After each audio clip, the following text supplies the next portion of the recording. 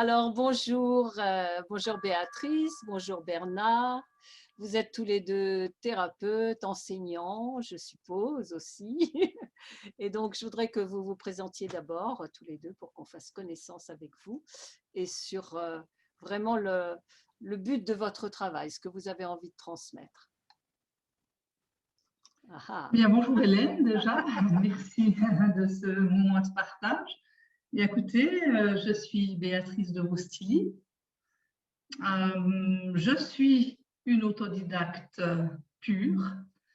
Je vis avec Bernard. Je suis mariée à Bernard depuis 33 ans, Bravo. mais on vit ensemble depuis 43 ans. On a 2 enfants. 4 petits-enfants de 14,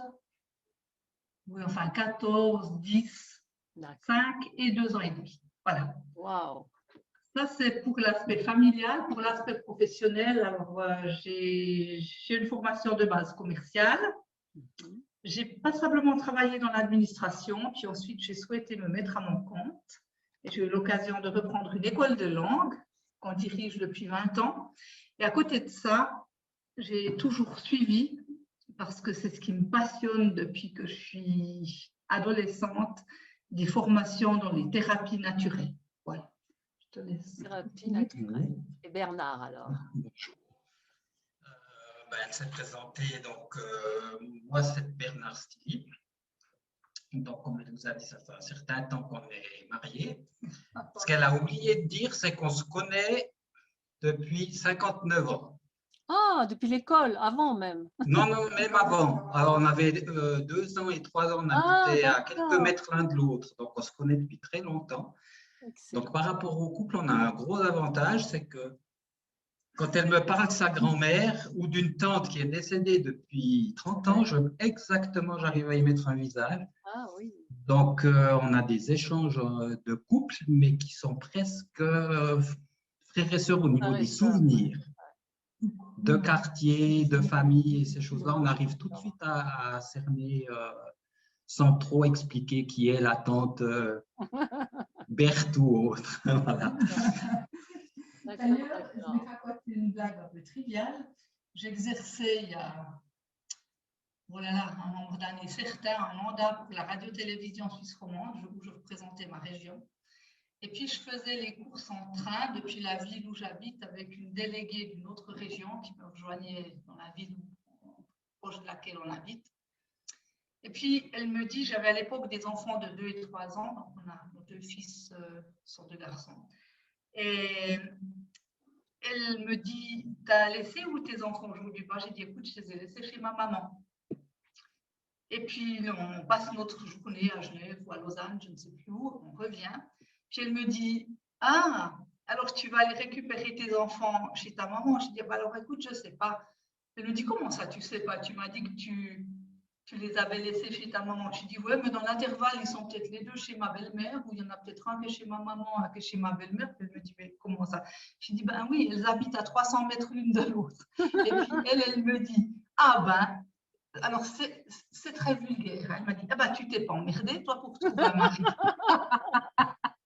Ah ben oui, c'était pratique. Vous êtes un bon exemple parce que, comme on va parler du mariage intérieur et extérieur forcément, vous êtes un exemple vivant parce que c'est rare de nos jours les couples qui durent et qui peuvent faire le parcours ensemble. Hein. C'est ce qu'on dit le jour du mariage. Hein. On dit dans l'amour et la fidélité jusqu'à ce que la mort nous sépare. Mais ça ne se passe pas toujours comme ça. Mais sur toute la durée, ça n'a pas toujours été tout un long fleuve tranquille. J'imagine. Il y a eu une crise autour de la quarantaine. Ouais. Voilà, il y a eu plusieurs changements au niveau professionnel, mais surtout, on a engagé un processus au niveau du tantra en couple. Et on ne veut pas dire que ça passe ou ça casse, mais disons que pour nous, il y a quand même eu des gros challenges à faire pour traverser certaines situations de jalousie ou autre, parce qu'avec la durée sur le couple, on a fait quand même des gros changements de cap dans le couple. D'accord. Et je dirais que ça nous a bien rapprochés, encore plus. D'accord. Moi, je dirais pas comme toi, mais je te laisse de ton appréciation. En fait, on est arrivé au tantra et c'est ce qui nous a sauvés parce que moi, j'étais sans jugement de valeur, mais c'est un constat, j'étais en train d'évoluer rapidement dans certaines thérapies en termes de développement personnel, mais aussi dans d'autres domaines de ma vie. Puis toi, tu étais resté un peu plus en retrait, notamment parce que tu t'occupais davantage des enfants que moi à cette période-là. Et ça commençait à créer un vrai décalage dans le couple. Et là, c'est vrai que là, on était, je pense, sérieusement en danger. Et le tantra, où pourtant, le cours, comme on l'a fait, comme on l'a pratiqué, ça ne manque pas d'embûches. Mais c'est au final ce qui nous a complètement rapprochés, et je dirais sauvés. Mais l'amour n'a jamais cessé d'être présent. Ça c'est vrai. En tout cas pour moi, je te le dis. On va le laisser s'exprimer. Oui, j'étais parti sur le tantra juste pour expliquer un peu notre parcours. C'est-à-dire que suite à cette formation, des cours, des week-ends ou plus sur le tantra, on a nous-mêmes donné des massages tantra. Et suivant quelles personnes sont venues se faire masser, ça a réveillé des douleurs psychologiques et même physiques pour d'autres. Et on a été un peu démunis par rapport aux réponses qu'il fallait apporter. Donc, on a fait une formation en sexothérapie chez Alain Héril à Paris pour pouvoir répondre simplement à nos questions ou aux questions des gens qui venaient chez nous. Et puis, voilà, ça a encore été une étape supplémentaire.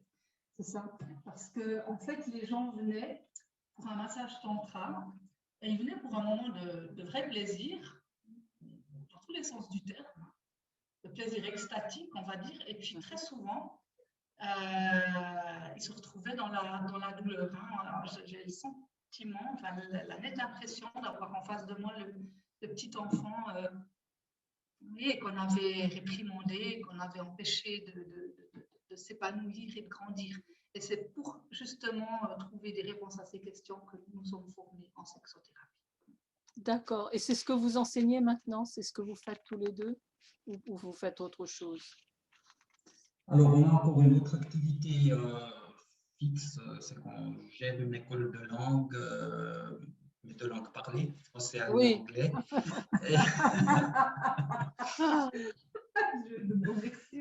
Et puis, à côté de ça c'est vraiment le côté professionnel, mais maintenant, ça fait quelques années, je ne veux pas dire qu'on s'ennuie, mais il y a une routine. On a mis en place des processus qui font que ça nous dégage plus de temps.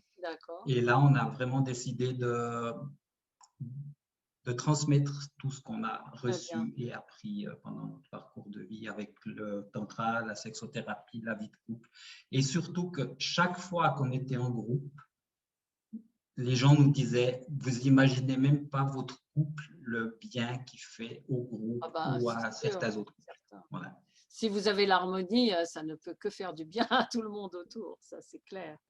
Donc, c'est de ça qu'on va parler précisément parce que moi, vous savez, j'ai fait beaucoup d'émissions sur le couple sur Bonheur TV parce que c'est ce qui importe à tout le monde, hein, l'amour, et trouver l'amour et le garder et le faire grandir et que ça dure toute la vie. C'est vraiment la préoccupation de tout le monde dès le plus jeune âge. Et donc, les questions qui reviennent souvent pour ceux qui sont en couple, c'est bon, au début, tout va bien, hein, on s'engage, on se dit ça va aller puisqu'on s'aime. Et puis après, il y a des choses qui se mettent en travers. Et en fait, d'abord, la première question qui vient, c'est par rapport à tous les gens qui ont participé et les téléspectateurs, etc., c'était comment on fait durer le désir. Parce que le désir, avec l'habitude, avec la routine, avec les enfants et tout ça, ça peut s'envoler. Est-ce que vous avez des... Donc, cette émission, elle est faite aussi, enfin, ces journées qu'on va faire, il y en aura 6, c'est pour c'est pour donner des tuyaux. C'est pour donner des tuyaux aux personnes qui sont voilà, qui traversent tout ça, parce que ça ne nous est pas enseigné à l'école, tout ça. Donc, on est très démunis, comme avec l'éducation des enfants, comme il faut tout chercher par soi-même. Donc, voilà, moi, j'essaie de réunir les modes d'emploi. Donc, par rapport à ça déjà, ensuite, il y a d'autres questions plus chaudes, on va dire. Plus difficiles, et qui sont récurrentes quand même dans les couples. Il y a beaucoup de choses qui sont revenues donc voilà, comment, puisque vous avez suivi ces enseignements de tantra et que vous transmettez maintenant, donc il y a des techniques. Écoutez, venez chez nous, on vous dira sur quel bouton presser et tout ira bien. Juste ça, juste ça. Ah, mais c'est pratique. C'est pratique. C'est des histoires de presse-bouton. Ok. Des centres énergétiques, c'est ça dont vous parlez? Non, mais là, c'était vraiment une plaisanterie. Non, ça n'est justement pas ça du tout. C'est pas Ah, justement... dommage. Ça aurait été bien pratique. Non, mais les gens viennent avec ce genre d'attente. D'accord. On enclenche la lumière, il y a un code. C'est ça, voilà. Oui, on veut le mode d'emploi. Voilà. Non, c'est une plaisanterie. D'accord. J'y ai cru. Écoutez, moi, ce que je dirais pour maintenir vivant le désir, la première chose, c'est que la sexualité dans un couple, pour moi, oui. mais même à titre individuel, hein, parce que c'est un projet de vie. C'est-à-dire qu'il faut décider que la sexualité dans sa vie reste quelque chose d'important toute sa vie.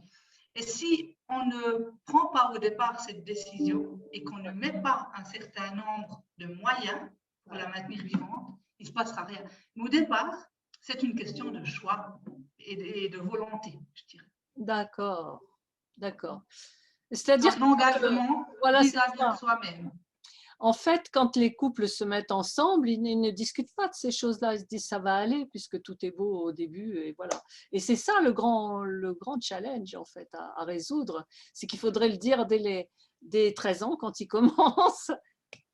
Mais ils ne savent pas ce dont ils ont besoin. Donc, c'est difficile de définir. Ben, moi, je veux que ça dure tous les quoi. C'est quoi ce qui me plaît le plus? C'est quoi? Qu'est-ce que je veux ressentir toute ma vie, etc. Donc, c'est tout ça qui est très, voilà, qui est très dans l'air et on ne sait pas, on ne le détermine pas. Alors, Bernard allait dire quelque chose. Dans cette période, on a déjà parlé avant, où c'est un peu tendu entre nous. Moi, je suis allé pour faire chez une thérapeute pour faire je ne vais pas expliquer tout, une analyse réinformation cellulaire. Donc, c'était un processus thérapeutique. Et voilà, j'ai mis 1 année entre la première et la deuxième séance. Parce que j'ai dû faire un gros travail. Et après 1 année, un peu plus, Béatrice a vu les gros changements chez moi. Et puis, j'y ai dit, va chez cette thérapeute. Et quand elle l'a vu arriver dans le cabinet, je crois que je ne me trompe pas trop en disant que la première chose en la voyant, elle a dit « Ah, cette fois, je comprends la problématique chez Bernard, vous êtes un couple inversé. » C'est-à-dire qu'elle avait un côté masculin très développé, moi un côté féminin très développé. D'accord. Et par rapport au tantra qu'on a fait, indépendamment de ce diagnostic-là, on a pu jouer beaucoup sur nos deux polarités. Moi, j'ai dû travailler sur le côté masculin et Béatrice sur son côté féminin. Et ça a quand même beaucoup boosté le désir de travailler sur ces deux côtés-là. Qu'on a chacun, côté masculin et féminin. De toute façon, on était inversés, on a pu vraiment aller rééquilibrer, chercher dans ces énergies-là. En fait, ce qu'on a appris, on dévie un peu par rapport au désir, mais encore que, ce qu'on a appris, parce que d'abord on s'est dit, on part avec un handicap de départ ou je ne sais pas quoi.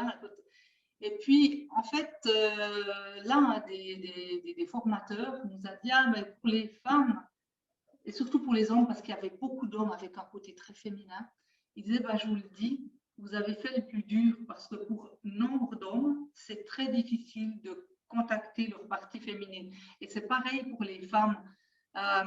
Donc ça, une fois qu'on nous a bien expliqué que dans le fond, il y a beaucoup de gens qui n'arrivaient pas à contacter ce côté-là, c'était facile de revenir dans le fond. Donc, quelque chose qui nous était tout à fait naturel de jouer avec ces deux polarités. Voilà. D'accord. Moi, je pense que c'est quand même un levier pour le désir. Alors dites-le nous.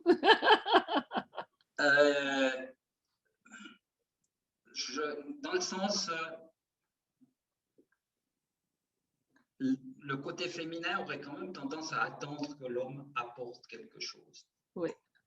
Si on prend dans la sexualité, apporte la force, le plaisir ou une technique pour, voilà, pour arriver à un objectif. Et le fait de, moi, comme homme, de prendre le côté féminin, je me suis mis en retrait et attendre aussi. Donc, on a dû les deux travailler là-dessus et réinventer l'approche, réinventer à réveiller le désir chez soi et chez l'autre. Mais je ne sais pas si tu veux compléter quelque chose. Ce que je veux dire, c'est qu'on vit dans une société pour les femmes où on est élevé dans le mythe du prince charmant. Oui. Fort heureusement, moi, je suis une femme qui, par X raisons dans ma lignée de femmes, ma grand-mère a dû prendre en charge des tas de choses toute seule et ma mère a porté ça et me l'a transmis. J'ai échappé à ça.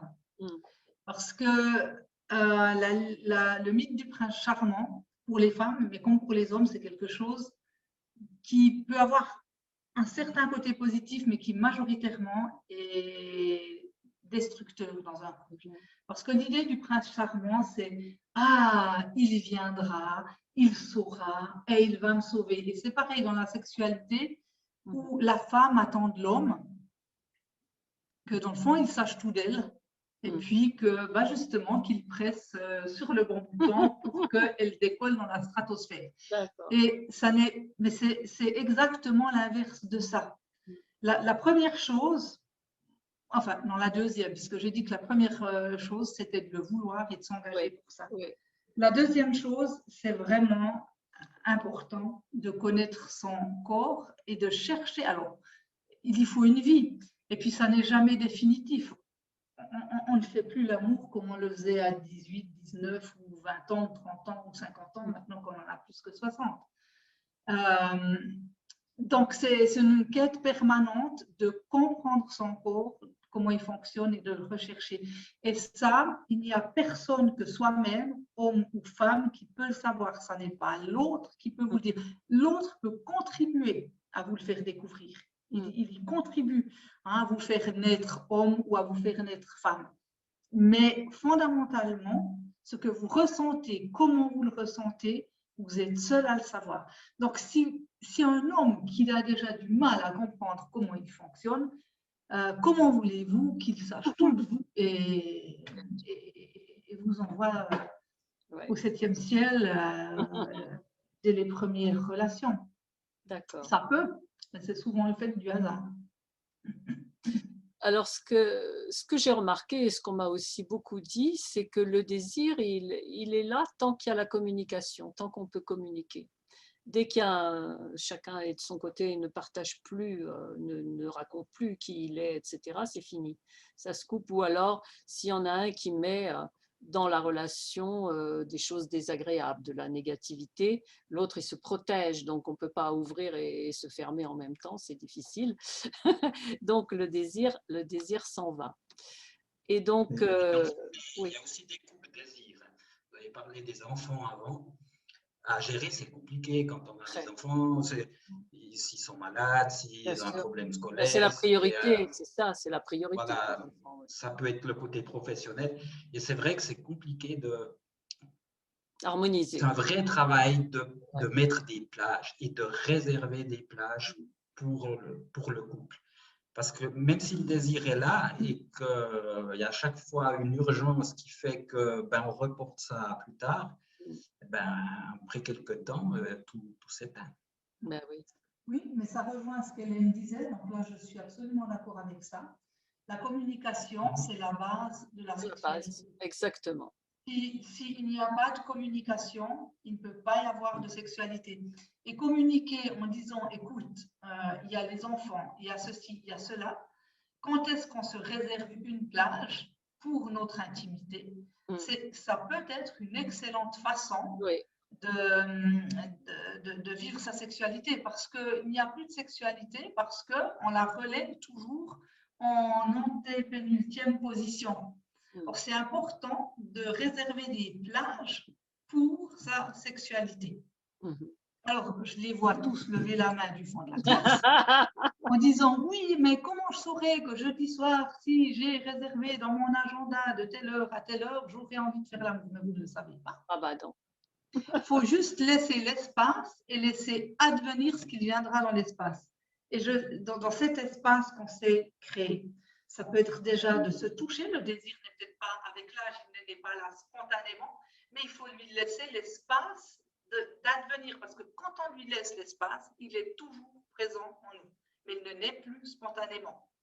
Ça peut encore, hein, mais c'est beaucoup plus rare avec l'âge. Oui, mais c'est ça qui donne la joie de vivre, en réalité. Oui. Donc, c'est cet état-là. Moi, je me rappelle dès l'âge de, je ne sais plus, je crois que c'était 16 ans, j'ai compris que c'était très, très, très important d'être amoureux, d'être dans l'état amoureux. Parce qu'on a une énergie qui détruit tous les obstacles, qui arrive à grimper sur toutes les montagnes, etc. Et j'avais eu la chance de lire, je ne sais plus où d'ailleurs, un article disant de toute façon, on est dans un monde d'illusions. De toute façon, quand on est amoureux, c'est souvent des projections et tout. Et donc, quand une illusion s'en va, il faut vite en créer une autre pour pouvoir toujours garder cet état. Et ça m'avait beaucoup plu. Et je me rappelle que quand je disais à une de mes copines à l'école, hein, je lui disais, écoute, il y a un garçon qui me drague et tout, on s'est embrassé, mais bon, je ne sais pas, mais je vais tellement y penser, parce qu'en fait, l'état amoureux, c'est un état méditatif. On pense à l'autre tout le temps, donc on rentre dans une sorte de bulle qui fait cet état d'harmonie. Enfin, c'est ce que j'ai cru comprendre, c'est ce que j'ai cru expérimenter, ce que j'ai expérimenté. Et donc, je lui disais, c'est pas grave, je ne suis pas amoureuse de lui, mais je vais le devenir, il suffit que j'y pense beaucoup. Et il y a un jour, et ben c'était vrai, j'ai réussi à le faire. Je me rappelle, mon premier fiancé, c'était ça. Et puis, et j'étais très contente. Alors, il y avait beaucoup d'avantages quand je l'avais rencontré, ce garçon, parce que moi, c'était la première fois que je sortais avec un garçon et j'étais très fière parce qu'il avait une moto, il venait me chercher en moto à l'école. Et devant mes copines qui étaient, parce que moi j'avais 2 ans d'avance, donc j'étais toujours un peu en décalage, du genre j'avais des chaussettes quand elles avaient déjà des bas et elles allaient dans les booms, etc. Et donc quand j'ai eu un petit copain comme ça, c'était formidable pour moi parce que je me sentais normale. Voilà, donc ça c'était le premier avantage, mais après, c'est mieux d'être dans l'état amoureux, c'est sûr. Et je me rappelle que j'avais dit à ma copine, bah, ça y est, j'ai réussi, voilà. Je ne sais pas ce que vous en pensez de ce que je vous raconte, mais je sais que c'est l'état qui donne la joie. Ah, oui, ça transporte, hein, ça brûle l'état, les premières années d'un amour, ça vous brûle. C'est vrai qu'on est obnubilé, possédé. Quand on a la chance de le vivre, ouais, c'est vraiment quelque chose d'absolument magnifique. Et c'est un état qui ne dure pas, et c'est normal qu'il ne dure pas sous cette forme-là. Mais c'est un passage qui me paraît obligé pour pouvoir le transcender. Et c'est un peu comme un feu que vous allumez au début, ça crépite, puis après, ben, vous rajoutez une bûche, puis une bûche pour maintenir. Alors, vous entretenez la flamme. C'est peut-être, oui, c'est ça, il faut être des gardiens de la flamme dans l'amour et dans la sexualité. Oui, c'est ça. Oui. Mais en fait, on peut être amoureux d'une idée, d'un projet, de n'importe quoi, puisque c'est un état méditatif profond. C'est ça. Voilà. Donc, c'est cet état à trouver et c'est cet état d'harmonie. Donc, moi, quand je parle du mariage intérieur, parce que j'enseigne ça depuis, je ne sais pas quand, depuis que le tarot Comment faire son paradis sur Terre est sorti, j'ai toujours enseigné ça parce que le tarot ne parle que de ça. De l'harmonie entre l'homme et la femme, donc entre les énergies féminines et masculines, entre le yin et le yang. Et quand cette harmonie est là, ben c'est comme dans la vie, qu'est-ce qu'ils font? Ils sont unis, donc ils donnent naissance à nos projets, à nos enfants intérieurs, extérieurs, etc. C'est ça que raconte le tarot tout le temps. Donc j'ai toujours enseigné ça. Et donc, évidemment, on explique aux gens que ce qu'ils vivent dans leur couple à l'extérieur, dans leur vie normale, c'est le reflet de ce qu'il y a dedans. Et les questions qui sont venues, voilà, quand il y a… Donc, j'avais plusieurs m'ont raconté qu'elles ont essayé, vous savez, les méthodes enseignées dans la communication, on dit non violente, la communication harmonieuse. Alors, on dit à l'autre, quand je ressens ceci, quand tu m'as dit ceci, j'ai ressenti cela, etc. Et il y a eu plusieurs exemples de femmes qui ont essayé avec leur mari vraiment d'instaurer cette communication pour qu'ils comprennent ce qu'elles ressentaient quand il était agressif ou violent en parole, etc. Et les maris n'ont pas du tout apprécié. Enfin, il y en a eu 2 qui ont dit « mais tu ne parles que de toi, tu n'es qu'une égocentrique, etc. » Et ils ont refusé le dialogue, certainement parce que c'était trop, quoi. C'était trop leur demander. Alors, le problème de toutes ces… C'était des femmes qui me racontaient ça. Qu'est-ce qui ne va pas chez moi? Qu'est-ce que je n'ai pas fait pour qu'il n'y ait pas cette harmonie dehors? Voilà. Alors, est-ce que vous avez une réponse à ça? Parce que ça, c'est une question cruciale. Alors, moi, je pense qu'on a tendance dans les couples actuels à attendre de l'autre. Sur ce que vous parliez juste avant, c'est que chacun doit être bien lui-même, doit presque, entre guillemets, s'autosuffire dans sa bulle, dans son côté méditatif. Et après, une fois que les 2 sont bien, ils peuvent se réunir pour faire le couple. Si on attend que l'autre nous nourrisse, ça ne marche pas longtemps. Mais vraiment, ces 2 exemples que je vous ai donnés, les femmes étaient complètement dans leur activité et réalisée, et l'homme aussi. Donc, ils étaient équilibrés par rapport à tout ça, ils n'attendaient pas de l'autre. La femme voulait juste un petit peu plus de communication pour se rapprocher davantage. Donc, c'est par rapport à ça. Donc, c'est pour ça qu'elle disait, mais je ne comprends pas. Alors, vous n'avez pas de réponse? Je vais vous donner un petit exemple. Nous, on communique beaucoup. Et je me suis retrouvé une fois, mais complètement bloqué. Béatrice, pour une raison, je ne sais plus laquelle, m'a donné accès à son agenda parce qu'on devait trouver un week-end. Et elle m'a dit, reviens, on va regarder ensemble si on trouve un moment. Et on a ouvert 1 semaine, 2 semaines, 3 semaines. Et je ne sais plus si c'était tous les dimanches soirs ou tous les samedis soirs, il y avait une petite annotation que je dis, mais c'est quoi sur ce week-end-là? Il y a de nouveau ça, il y avait le week-end passé. Puis elle me dit, ah, mais ça, j'ai réservé pour notre intimité. Mais elle était…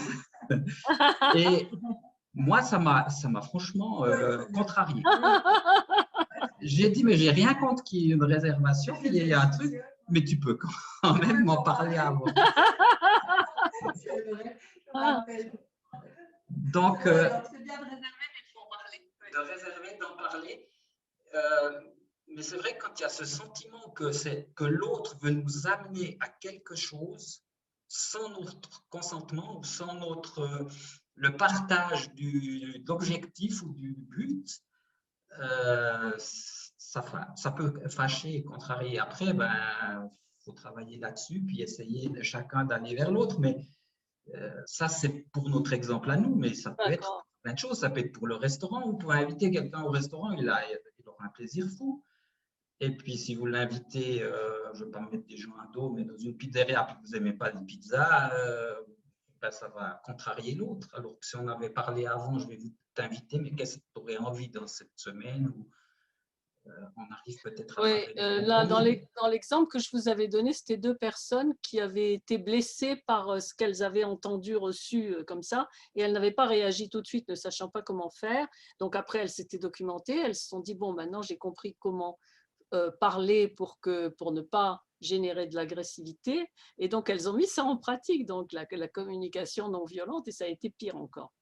C'était pire, mais ça a généré un comportement encore plus agressif chez… Ah ouais, c'est un refus total de communiquer, quoi. Mais ça, j'ai envie de dire, ça c'est pour moi le reflet de 2 personnes qui ne sont pas en harmonie ou en symbiose par rapport à leur évolution personnelle. Et quand il y a une agressivité dans la communication, il y a toujours un mal-être. Et il y a tout le temps, au départ, quand on est agressif, je dirais, moi je le ressens comme une sorte de sentiment d'être pas à la hauteur et d'être pas capable. Et le fait déjà, quand le mari vient puis agressif et tout ça, ça cache souvent le fait de se sentir petit, pas sûr de soi, puis du coup, la seule façon qu'on a de se faire valoir, c'est l'agressivité. Or, quand vous venez avec la communication non violente, qui, à mon sens, est encore un état un peu supérieur de la façon de communiquer, la personne, elle se sent encore un peu plus rabaissée et encore un peu plus minimalisée. Et sa façon de réagir, me paraît assez logique, c'est d'être encore un peu plus agressif, de poser un refus encore un peu plus net. D'accord. Moi, je le perçois de cette façon. Ok, ben ça c'est une bonne réponse. Donc, est-ce qu'il y avait une solution par rapport à ça, comme ça, enfin, on aura la réponse. Mais en tout cas, il faudrait poser la question plutôt que d'aborder la communication non violente, c'est de dire, mais tu t'es fâché avant, je pratique une autre façon de te parler, ça te fâche encore davantage. Qu'est-ce qui te fait mal? Qu'est-ce qui te rend aussi agressif? Tu peux me dire qu'est-ce que ça touche chez toi? Il l'avait dit dans leur réponse qui était identique à 2 hommes mariés depuis longtemps. C'était tu n'es qu'une égocentrique, tu ne parles que de toi, alors que c'était la première fois que leurs femmes, qui sont très douces, disaient j'ai ressenti ceci l'autre jour quand tu m'as dit cela. Et encore, elles avaient pris du temps avant de… Alors oui, c'est vrai. Alors ça relève pour moi ça de la peur de perdre l'autre. Ah oui. C'est comment vous expliquer ça? Tant que la femme se taisait et obéissait, entre guillemets, ou était docile face au mari qui donnait toutes les impulsions, toutes les choses, tous les trucs, le mari avait l'impression de dominer complètement la situation, de maîtriser les choses. Et là, tout d'un coup, sa femme va vers une forme d'autonomie plus grande. Et là, chez le mari, ça déclenche une perte de… comment je peux dire ça? De mainmise, enfin, tant qu'il se dit, ouais, mais là, voilà, elle est en train de m'échapper. Je ne maîtrise plus, une perte de maîtrise. Je ne maîtrise plus, elle m'échappe. Alors que ça partait la peur fondamentale, c'est ça. Ouais. Et ça partait d'un très bon sentiment de la part de la femme qui ne voulait qu'une chose, c'est que l'atmosphère soit allégée et que ça aille mieux et de comprendre ce qui se passait et pourquoi l'agressivité, etc. Donc, c'était vraiment problématique ce truc-là. Je n'ai jamais eu vraiment de réponse. De quoi as-tu peur? Oui, de quoi as-tu peur? Alors ça, il aurait peut-être réagi encore pire. C'est ça le truc. C'est-à-dire que quand l'autre ne veut pas communiquer, ben voilà. Alors, ce qui se passe, c'est ce qui s'est passé dans ces… Et puis, c'est récurrent, hein, parce que j'en ai parlé avec beaucoup de couples, et beaucoup m'ont dit ça. Elles m'ont dit, ben donc, ce qu'on fait, c'est qu'on maintient la paix. Parce qu'il y a les enfants. Ce que moi j'appelle la reddition. C'est ça, on maintient la paix parce que la paix n'a pas de prix et il faut que nos enfants puissent continuer à vivre et que nous, les choses importantes, enfin les priorités soient assumées. Donc voilà, alors on peut faire 10 ans, 15 ans, 20 ans comme ça, ne pas aborder les sujets qui fâchent, essayer de ne pas… Voilà, alors ça, il y en a plein. Et comment on sort de là, je ne sais pas, parce que si l'autre ne veut pas, parce que ça veut dire quand même… aller chercher, aller creuser, et il n'a pas envie, puisque ça ne l'arrange pas, pour X raisons. Comment sortir de là? Il n'y a pas moyen. Et c'est quand même aussi souvent ce qui se passe quand les gens vont chercher de l'aide chez un thérapeute, c'est que souvent ça casse, parce que… Ah oui, chez le thérapeute, ça casse, oui, ça finit par dire, bon, il n'y a pas moyen. Ça met en lumière le fossé qu'il y a entre une personne et l'autre. Et des fois, c'est vraiment impossible à combler. Quelquefois, c'est pas faisable. Mais on veut tous que puisque c'était des couples mariés, donc ils s'étaient engagés, si vous voulez. Donc c'était un gros truc, hein, ça vraiment. C'est quand les femmes sont confrontées souvent à de l'incompréhension ou à de la violence verbale, voilà, ça s'est arrivé beaucoup. Et puis, c'est pas méchant de la part de l'autre côté, parce que c'est juste, ils sont comme ça. Ils étaient stressés, donc voilà, ils se sont… Voilà. Mais l'égoïsme, le vrai, c'est ça, c'est de ne pas laisser l'autre prendre sa place. C'est pas celui qui prend sa place qui est égoïste, c'est celui qui refuse que l'autre prenne sa place. C'est ça. Alors, il y a des choix possibles. J'entends, si on dit, bon, ben voilà, pour la paix des ménages, pour les enfants, pour ceci, puis on continue de vivre toute sa vie comme ça. Ah ouais, et mais puis on entre dans ce que j'appelle moi l'encouplement. Mais ça n'est une vie pour personne. L'encouplement. L'encouplement, oui. Ouais. C'est pas une vie, parce qu'on ne vit pas, on survit. C'est ça. Il y a pas, ça ne palpite pas. La vie, c'est pas ça. La vie, c'est vraiment s'émerveiller devant une fleur qui éclot, devant le soleil qui se lève le matin, devant une pleine lune, devant le sourire ou le visage de son compagnon.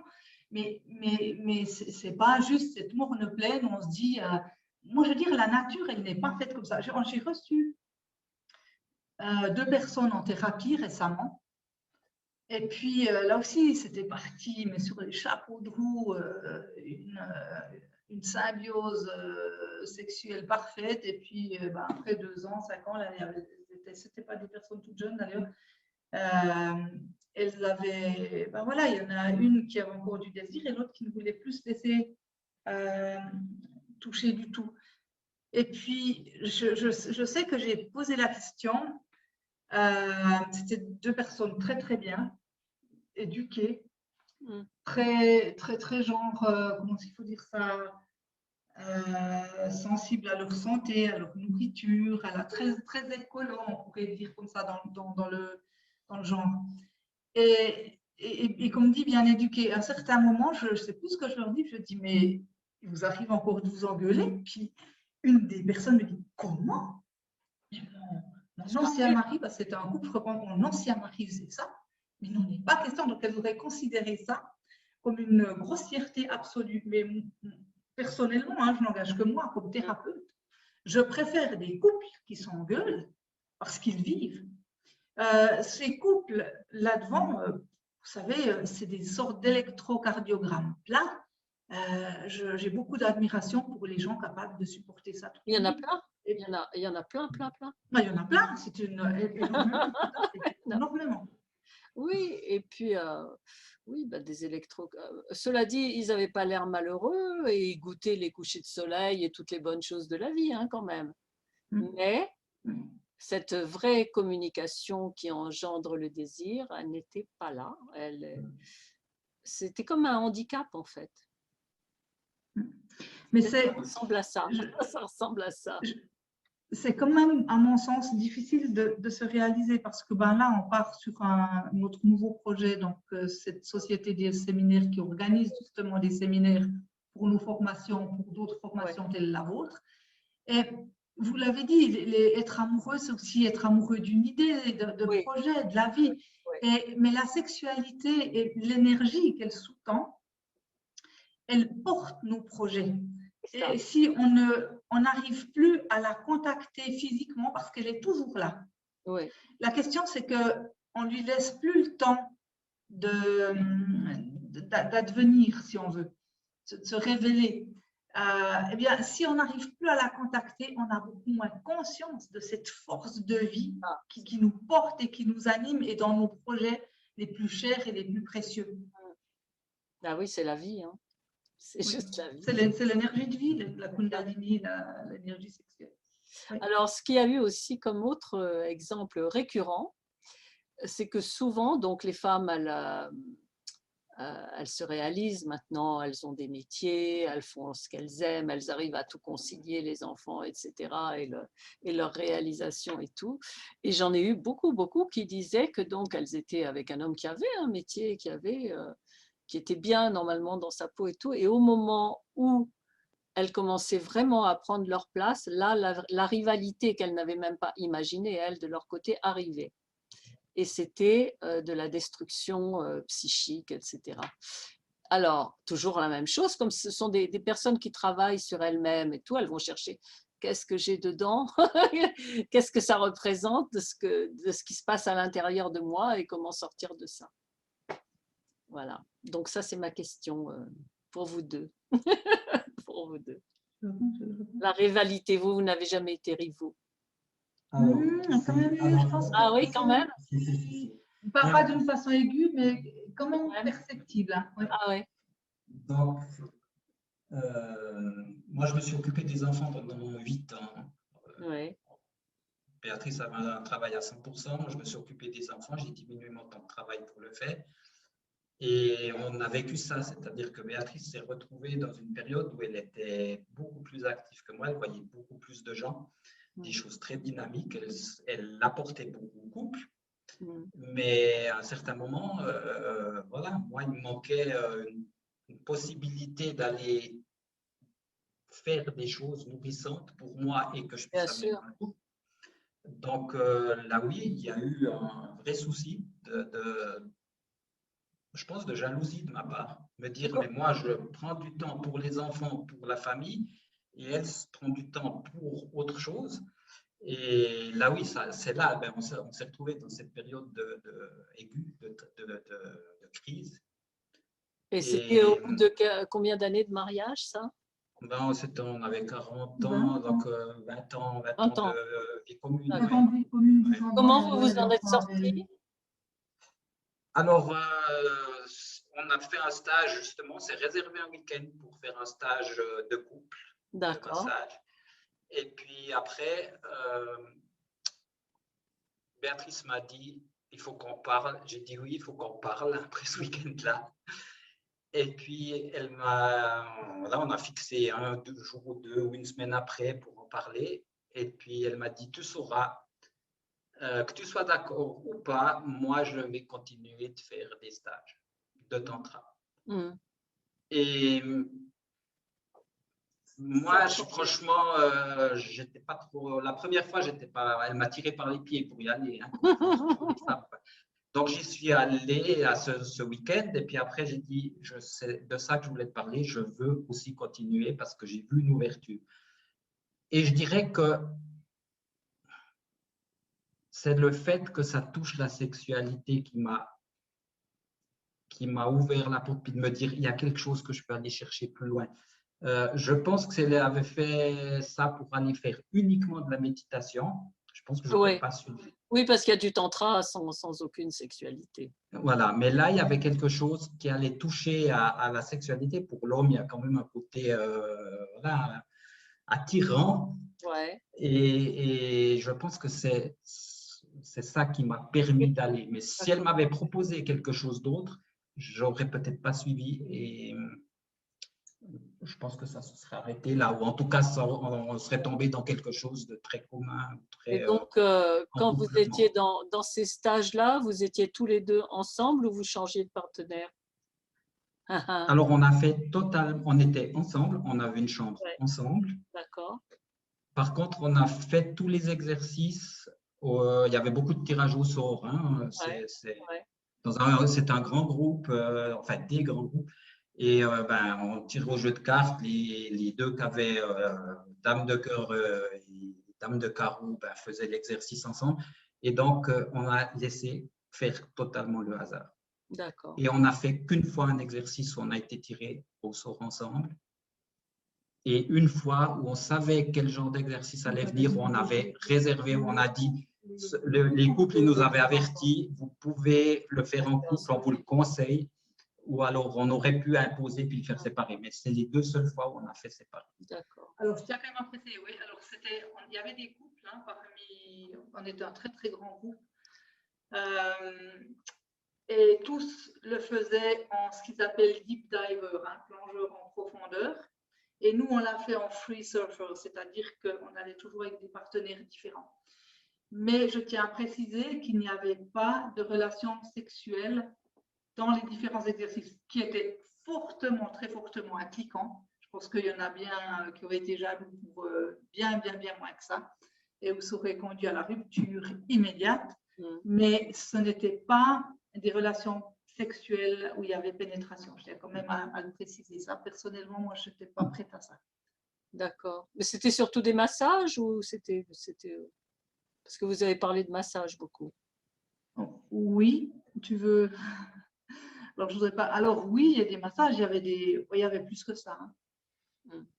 dire quand vous faites des sessions de guérison de l'Ionie, je ne veux pas le révéler parce qu'on nous avait demandé de ne pas en parler, mais c'est très impliquant. Mais ce ne sont pas des relations sexuelles, il n'y a pas de coït.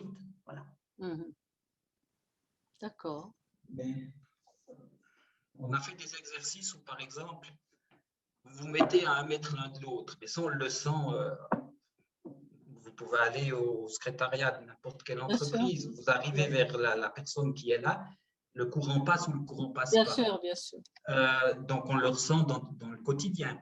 Ouais. Là, c'était quand même poussé, c'est-à-dire qu'on s'est retrouvé dans ce genre d'exercice où vous allez rechercher l'énergie de l'autre, mais sans se toucher à 1 mètre, en étant par exemple nu. Ah oui, alors il y a de la nudité. Donc, et il peut y avoir des exercices où vous alternez les personnes. Vous restez pendant 1 minute vers une personne et 1 minute vers une autre, et il se passe des choses. Et par hasard, vous pouvez tomber sur votre conjoint et vous êtes dans une journée où il n'y a rien qui se passe avec votre conjoint. Et la personne qui vient après, la minute suivante, il se passe énormément de choses. Donc, oui, ça déstabilise énormément. Et voilà, je ne sais plus la question de base. Non, mais alors, juste pour répondre, oui, il y avait beaucoup d'unité. D'ailleurs, quand il nous disait mettez-vous en habit de travail, on savait exactement quoi. Voilà. Mais du coup, j'ai aussi perdu le fil par rapport à la jalousie ou le fait qu'il ne se passe rien. C'est perturbant quand on est dans une salle. Le premier cours qu'on a fait, c'était sur 6 modules. En 5, on en a fait, non, mais on était 70. Donc, on travaillait dans une très, très grande salle. C'est perturbant parce que s'il n'y avait pas de relations sexuelles, il n'y en avait pas moins des moments où on arrivait à la jouissance. Et c'est perturbant d'entendre votre conjoint ou qui fait quelque chose de très bien à côté. C'était plus le cas pour Bernard que pour moi, j'imagine. Mais j'entends, il y a des couples qui ont éclaté. Hein, et pourtant, ils le faisaient ensemble. C'était juste pas tolérable, quoi. Que nous, ça nous a pas posé vraiment de problème. Et c'est d'autant plus déstabilisant que vous faites l'exercice d'après et que par le hasard, vous tombez avec votre conjoint, qui que pour une raison que vous n'arrivez pas à expliquer, énergétiquement, il ne se passe rien. Là, vous dites, voilà. Simplement, il faut savoir que la personne avec qui énergétiquement vous pouvez vivre des choses extrêmement fortes, ce n'est pas forcément la personne avec laquelle vous pouvez être bien dans la vie. D'autant que là, vous êtes comme dans une sorte de laboratoire protégé. Qui ne dit rien. C'est comme quand vous rencontrez et que vous vivez un grand amour en vacances, et puis vous rentrez à Paris, et puis tout d'un coup, il ne reste pas grand-chose de cet amour de vacances, parce que les conditions, la bulle n'est plus du tout la même. C'est ça. Et ça, c'est aussi quelque chose sur quoi il faut faire la différence. Ce n'est pas parce que physiquement, ça se passe bien avec quelqu'un que c'est forcément quelqu'un avec qui vous serez bien accompagné dans la vie. Ah oui, c'est ça. C'est ça. Bon, ben voilà. Alors, est-ce que vous avez maintenant des choses que vous voulez donner comme conseil, justement, aussi bien pour l'harmonie intérieure que pour l'harmonie extérieure? Vraiment des clés qui pourraient aider tout le monde. Ça les fait rire. Ouais, alors, moi je l'ai dit, hein, donc je le maintiens, la sexualité, sa sexualité, en couple ou pas, c'est un projet de vie. Si on ne décide pas qu'on y consacre du temps, 100 ans à la maintenir vivante, il n'y en a pas. La deuxième chose, c'est d'y consacrer justement du temps, des périodes. Et la troisième chose, on a dit aussi, c'est d'oser communiquer sur ce qu'on aime, ce qu'on n'aime pas. Et là aussi, c'est déroutant parce qu'on dit « Ah mais chérie, tu m'as pourtant dit que tu adorais ça. » Ben oui, mais pas ce soir. Ça arrive aussi. Et là, il faut appliquer un désaccord Toltec, ne rien prendre contre soi-même. Et une autre chose encore, ce qui rend, à mon sens, la sexualité difficile dans un couple, c'est l'idée de performance. Et notamment ce que nous appelons avec nos amis du Tantra, Roger Michel et Martine, avec qui on travaille, ce qu'on appelle la dictature de l'orgasme. Parce que c'est épouvantable de se dire qu'on doit arriver à l'orgasme quand il ne vient pas forcément. Je veux dire, quand vous êtes dans un séjour, waouh, vous en avez vraiment très envie, c'est génial. Mais quand vous entrez, en fait, il faut entrer en sexualité sans attente. Et c'est là que tout se passe. Et comme femme, je ne veux pas témoigner comme homme, mais comme femme, ce que je peux dire, c'est que j'ai vécu des relations sexuelles, mais absolument gratifiantes, où je me suis sentie nourrie, pleine, vibrante, aimée, où je n'ai pas joui. Et d'autres relations où j'ai joui et où j'avais le sentiment d'être sur ma faim. Donc, il faut abandonner l'idée de cantonner la sexualité à la seule génitalité. Voilà, en tout cas, moi, ça c'est un des conseils que je donnerais. Ne pas vivre sous la dictature de l'orgasme et ne pas limiter la sexualité à la seule génitalité. Oui. Et vous, votre grande chance, c'est que, voilà, que votre mari était d'accord et que enfin, si ça avait été lui qui avait choisi d'aller dans ces stages, vous étiez OK pour refaire le parcours ensemble. C'est ça aussi. Oui, c'est la grande chance. Oui. Et surtout, on ne peut pas... Dans les couples, je crois qu'il faut aussi accepter, c'est que le passé est vraiment passé. Vous n'allez jamais revivre le sentiment avec votre conjoint de ce que vous avez trouvé la première fois que vous avez croisé ou la première nuit que vous avez passée ensemble ou les premières vacances. Là, ça, c'est un souvenir. Un souvenir qui peut être magnifique, extraordinaire, mais c'est un souvenir. Et pour avancer, il faut voir devant. Déjà dans le présent et devant. Si vous attendez de retrouver le sentiment ou la sensation que vous avez vécue il y a 20 ans, 10 ans ou 5 ans en arrière, vous partez à l'échec, ça c'est sûr. Parce que vous arriverez à le retrouver, mais ce sera un hasard, ce ne sera pas planifié. Vous pouvez vivre une chose magnifique dans un hôtel et puis dire, je retourne dans cet hôtel, c'était au bord de la mer avec le coucher de soleil, vous pouvez reprendre le même menu, vous ne vivrez pas la même chose. Et dans nos cellules et dans nos souvenirs, on a toujours envie de retrouver ça. Et voilà, vous le retrouverez, mais pas à cet endroit-là, pas de cette manière-là. Il faut le recréer de manière totalement différente. Et peut-être qu'il viendra et vous aurez le même sentiment, mais il faut repartir sur quelque chose d'autre. Et c'est différent pour chacun. C'est ça. En fait, plutôt que de penser aux souvenirs passés, il faut travailler à se créer de futurs souvenirs. Et ça passe parce que moi, et certains psychologues d'ailleurs, que j'ai repris pour moi, le temps libre du cerveau. C'est-à-dire, au lieu d'être tout le temps sur son attel, son iPad, sa télé, ceci, cela, au foot, au machin, c'est-à-dire du temps à ne rien faire. Parce que dans le fond, la sexualité, elle était beaucoup plus présente dans les générations passées, contrairement à ce qu'on croit. Parce que dans le fond, ils avaient du temps, le rêverie érotique.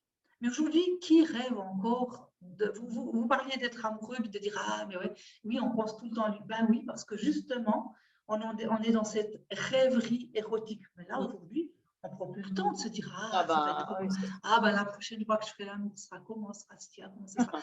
On ne se pose plus cette question. On dit, je n'ai pas le temps, je ne le ferai pas. Puis, je le ferai pas bien, puis voilà, puis je vais expliquer ça vite fait parce que demain, je bosse. Et quelle est la liste des choses à faire? C'est ça, c'est ça. Et ça doit pas être réduit à ça. Mais on a parlé de communication, mais la sexualité, ça se passe davantage dans le cerveau que dans son sexe. Et si on ne laisse pas place à son imaginaire et à ses rêveries érotiques, il n'y a pas de sexualité qui tienne sur la durée. Ah oui, c'est de la créativité en fait. C'est ça. C'est ça. Alors, à ce propos de créativité, c'est Béatrice qui m'a parlé vous m'avez dit, j'ai vu le spectacle que je vous avais envoyé. Oui. C'était en harmonie avec ce que vous alliez enseigner. C'est quoi? Racontez-nous un petit peu, parce qu'on a encore 5 minutes. Oui, c'est-à-dire qu'on a en préparation un webinaire qui sera donné probablement le 4 mai, éventuellement peut-être le 6 mai, il faudra voir si on arrive à tenir la date. Et puis on a un cours les 25 et 26 mai. c'est un cours en visioconférence, 2 fois 2 heures, sur garder vivant son désir. Très bien. Et on va parler un peu de tout ça et 2-3 choses des chansons que vous avez évoquées, de la vie de couple et du Ça vous a fait rigoler. Ah oui, j'ai beaucoup aimé le confinement et des gens qui ne pouvaient plus aller voir leur maîtresse. Ça, c'est une première chose aussi qui m'est venue à l'esprit. Je me suis dit, voilà, bam, on est dans l'authenticité, on peut plus faire d'échappatoire, rendu à la case départ et en face de son miroir. Ouais. Ah je suis contente qu'elle vous ait plu celle-là, ça m'a fait beaucoup rire et j'en ai fait part. Moi j'ai une coéquipière qui a fait beaucoup d'interviews avec moi, c'est une journaliste avec laquelle j'ai créé les premières émissions pour Bonheur TV. Et alors, quand je lui ai chanté la chanson, avant qu'elle soit enregistrée et tout, elle était écroulée de rire avec moi. Et c'est elle qui m'a fait les 2 couplets de la fin. Je lui ai dit, il faut que je la termine, je ne sais pas quoi dire.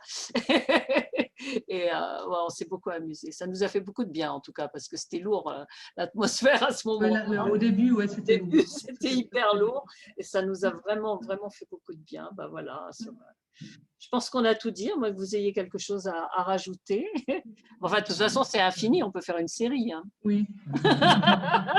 Avec d'autres questions et d'autres... On recommencera peut-être, hein, parce que les autres intervenants m'ont dit, c'est une série ou juste une fois? Non, ça va être 6 jours, et voilà, quoi. Et il y en aura 2 par jour, je pense. 2 intervenants par jour, mais vous savez bien, parce que vous êtes ensemble à l'image. Mais oui, Bernard, je te dis merci. C'est super.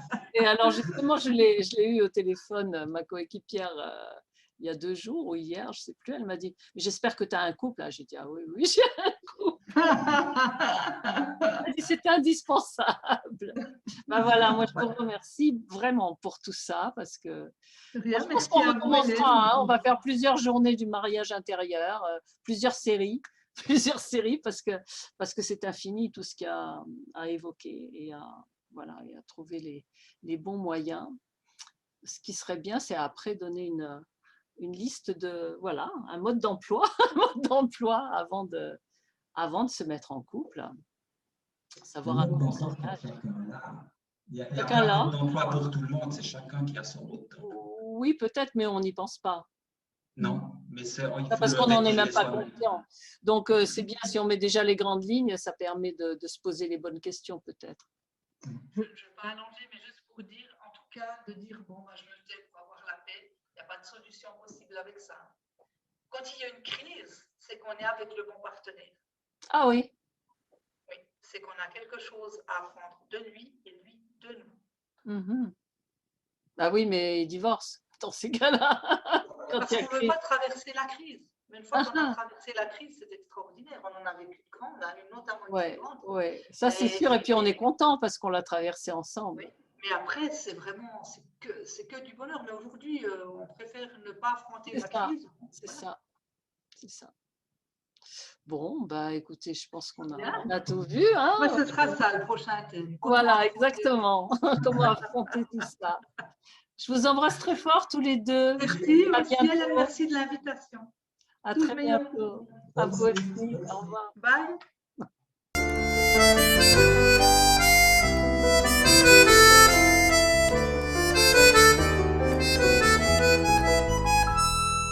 Comme 2 enfants qui s'aiment plus fort que les anathèmes,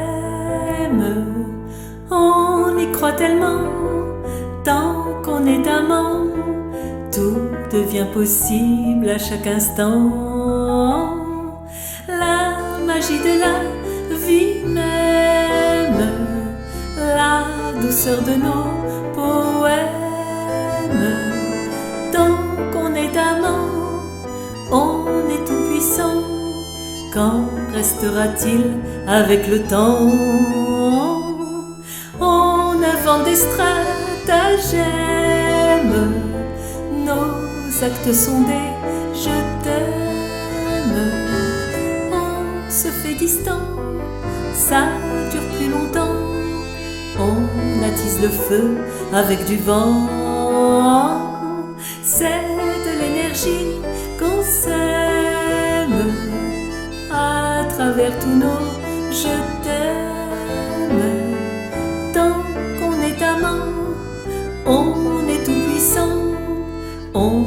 que ça dure éternellement, comme deux enfants qui s'aiment plus fort que les anathèmes. On y croit tellement, tant qu'on est amant, tout devient possible à chaque instant.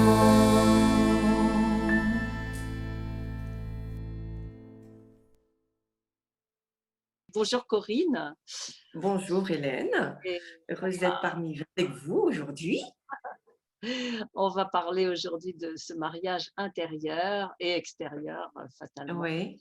Parce que l'intérieur conditionne l'extérieur. Moi, j'enseigne ça, le mariage intérieur, depuis des années parce que Oui. le tarot est constitué là-dessus. Il ne parle que des deux énergies masculines et féminines. Et féminines, quand ces deux énergies sont en harmonie, eh bien, ça donne de beaux enfants, c'est-à-dire que les projets se réalisent, etc.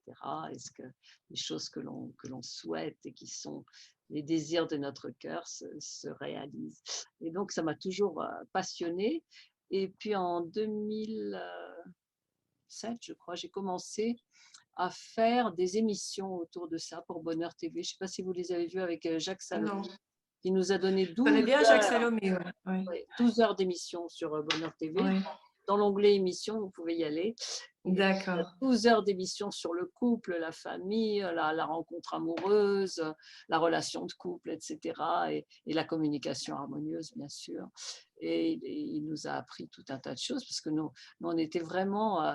on s'est dit c'est le sujet qui nous passionne et qui passionne tout le monde, à l'amour. De toute façon, je crois. C'est la base. Parce que, voilà. Et tout à l'heure, j'ai discuté donc avec ce couple merveilleux qui est marié depuis je ne sais combien d'années, je crois près de 50 ans ou plus que 50 ans.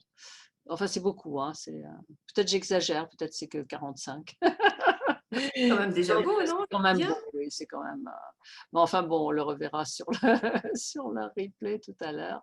Et donc, c'est vraiment, il y a des choses récurrentes qui reviennent comme challenge, comme défi à surmonter pour tous les couples.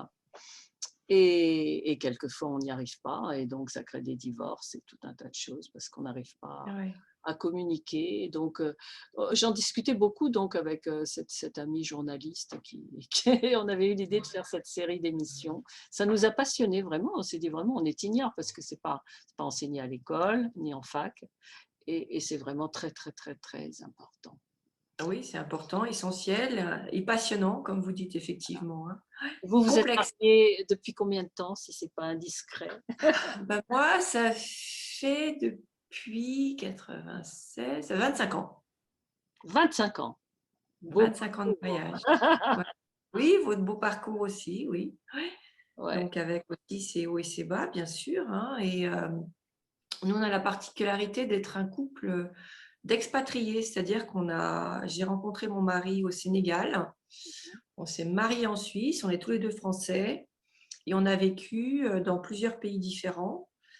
Et voilà, ça fait un petit peu la particularité de notre couple, cette vie à l'étranger, cette découverte, rencontre avec l'ailleurs en fait. Hein. Alors, est-ce que c'est une manière de se rencontrer dans l'ailleurs, différemment, d'autres archétypes à l'intérieur de nous aussi? Est-ce que, au fond, pourquoi pas? Oui, certainement. Vous avez beaucoup d'enfants? On a 2 enfants, un garçon et une fille. Voilà. D'accord. Ils sont nés à l'étranger d'ailleurs. Ah oui, aussi. Oui. Ils sont grands maintenant, non? Oui, ils sont grands. Oui, ils sont grands. Oui, ils ont 22 et 20 ans.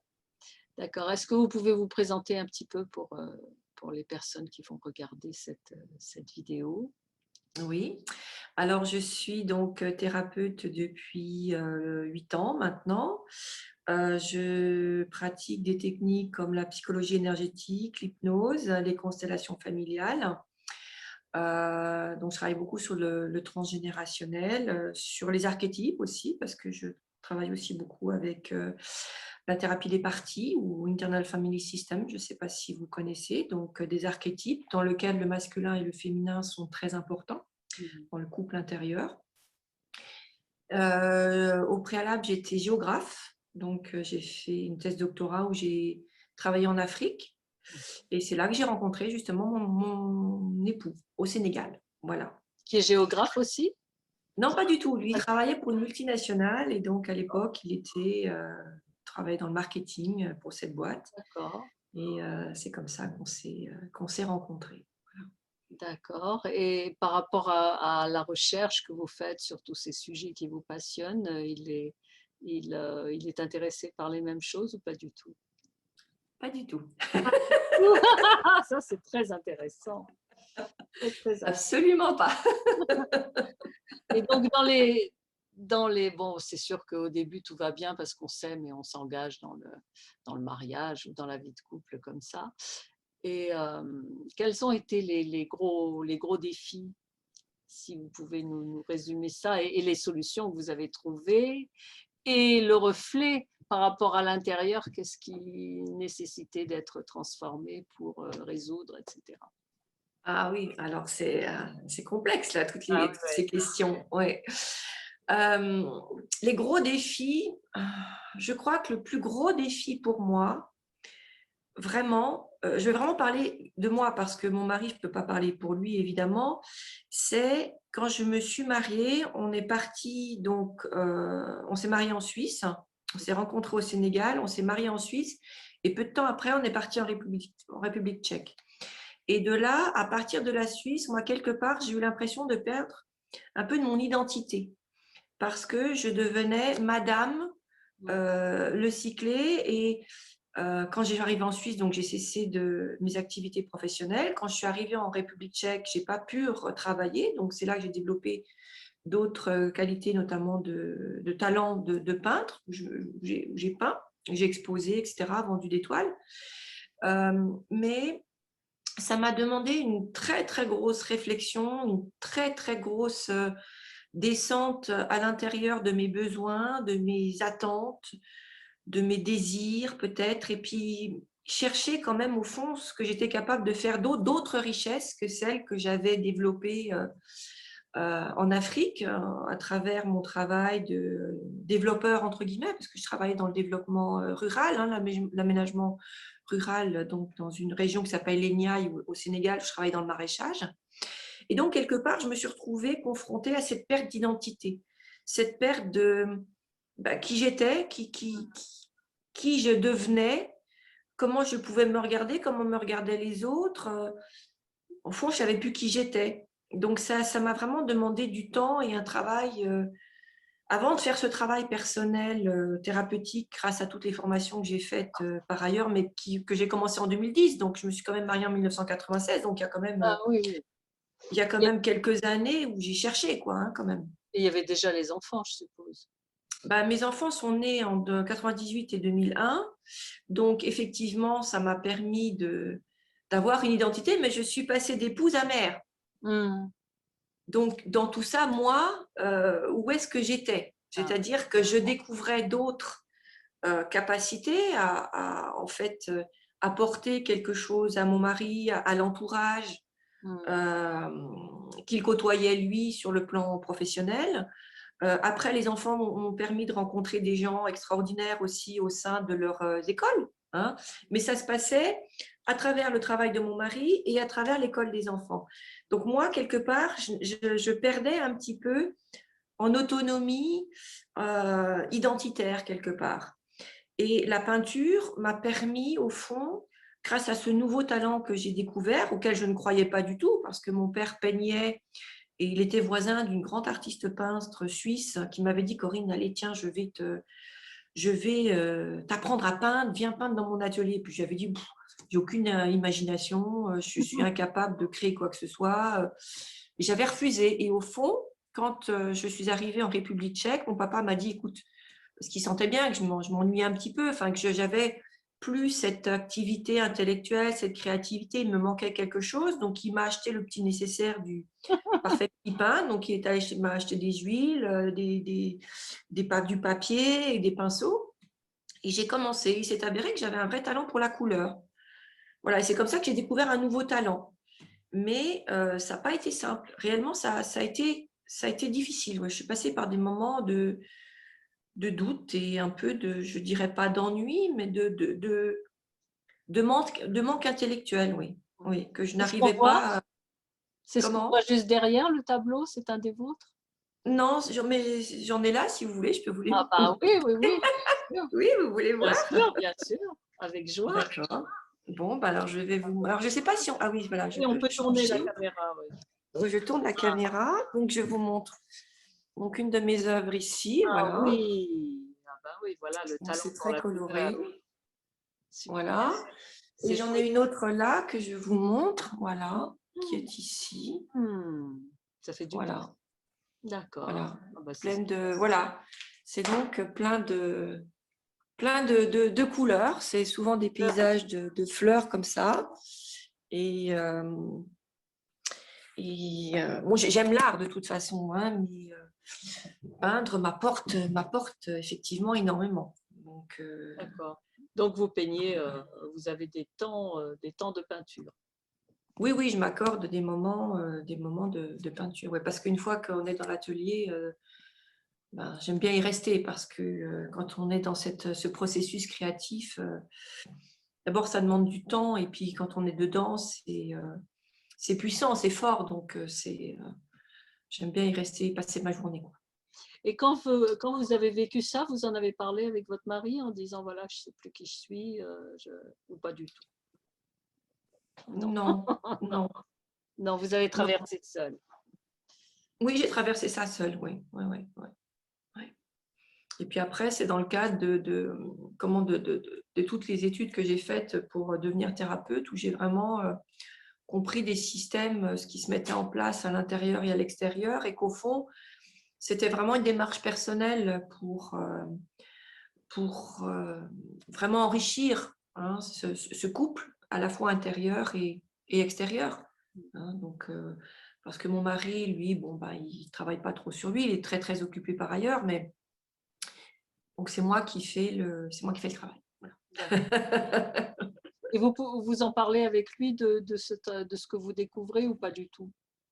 Oui, on en parle. Des fois, ça l'intéresse, des fois, il ne comprend pas. Ben, c'est normal, hein, parce que c'est quand même des choses qu'il ne connaît pas. Donc, mais oui, j'en parle de temps en temps, et toujours avec beaucoup de passion, parce que ça me passionne.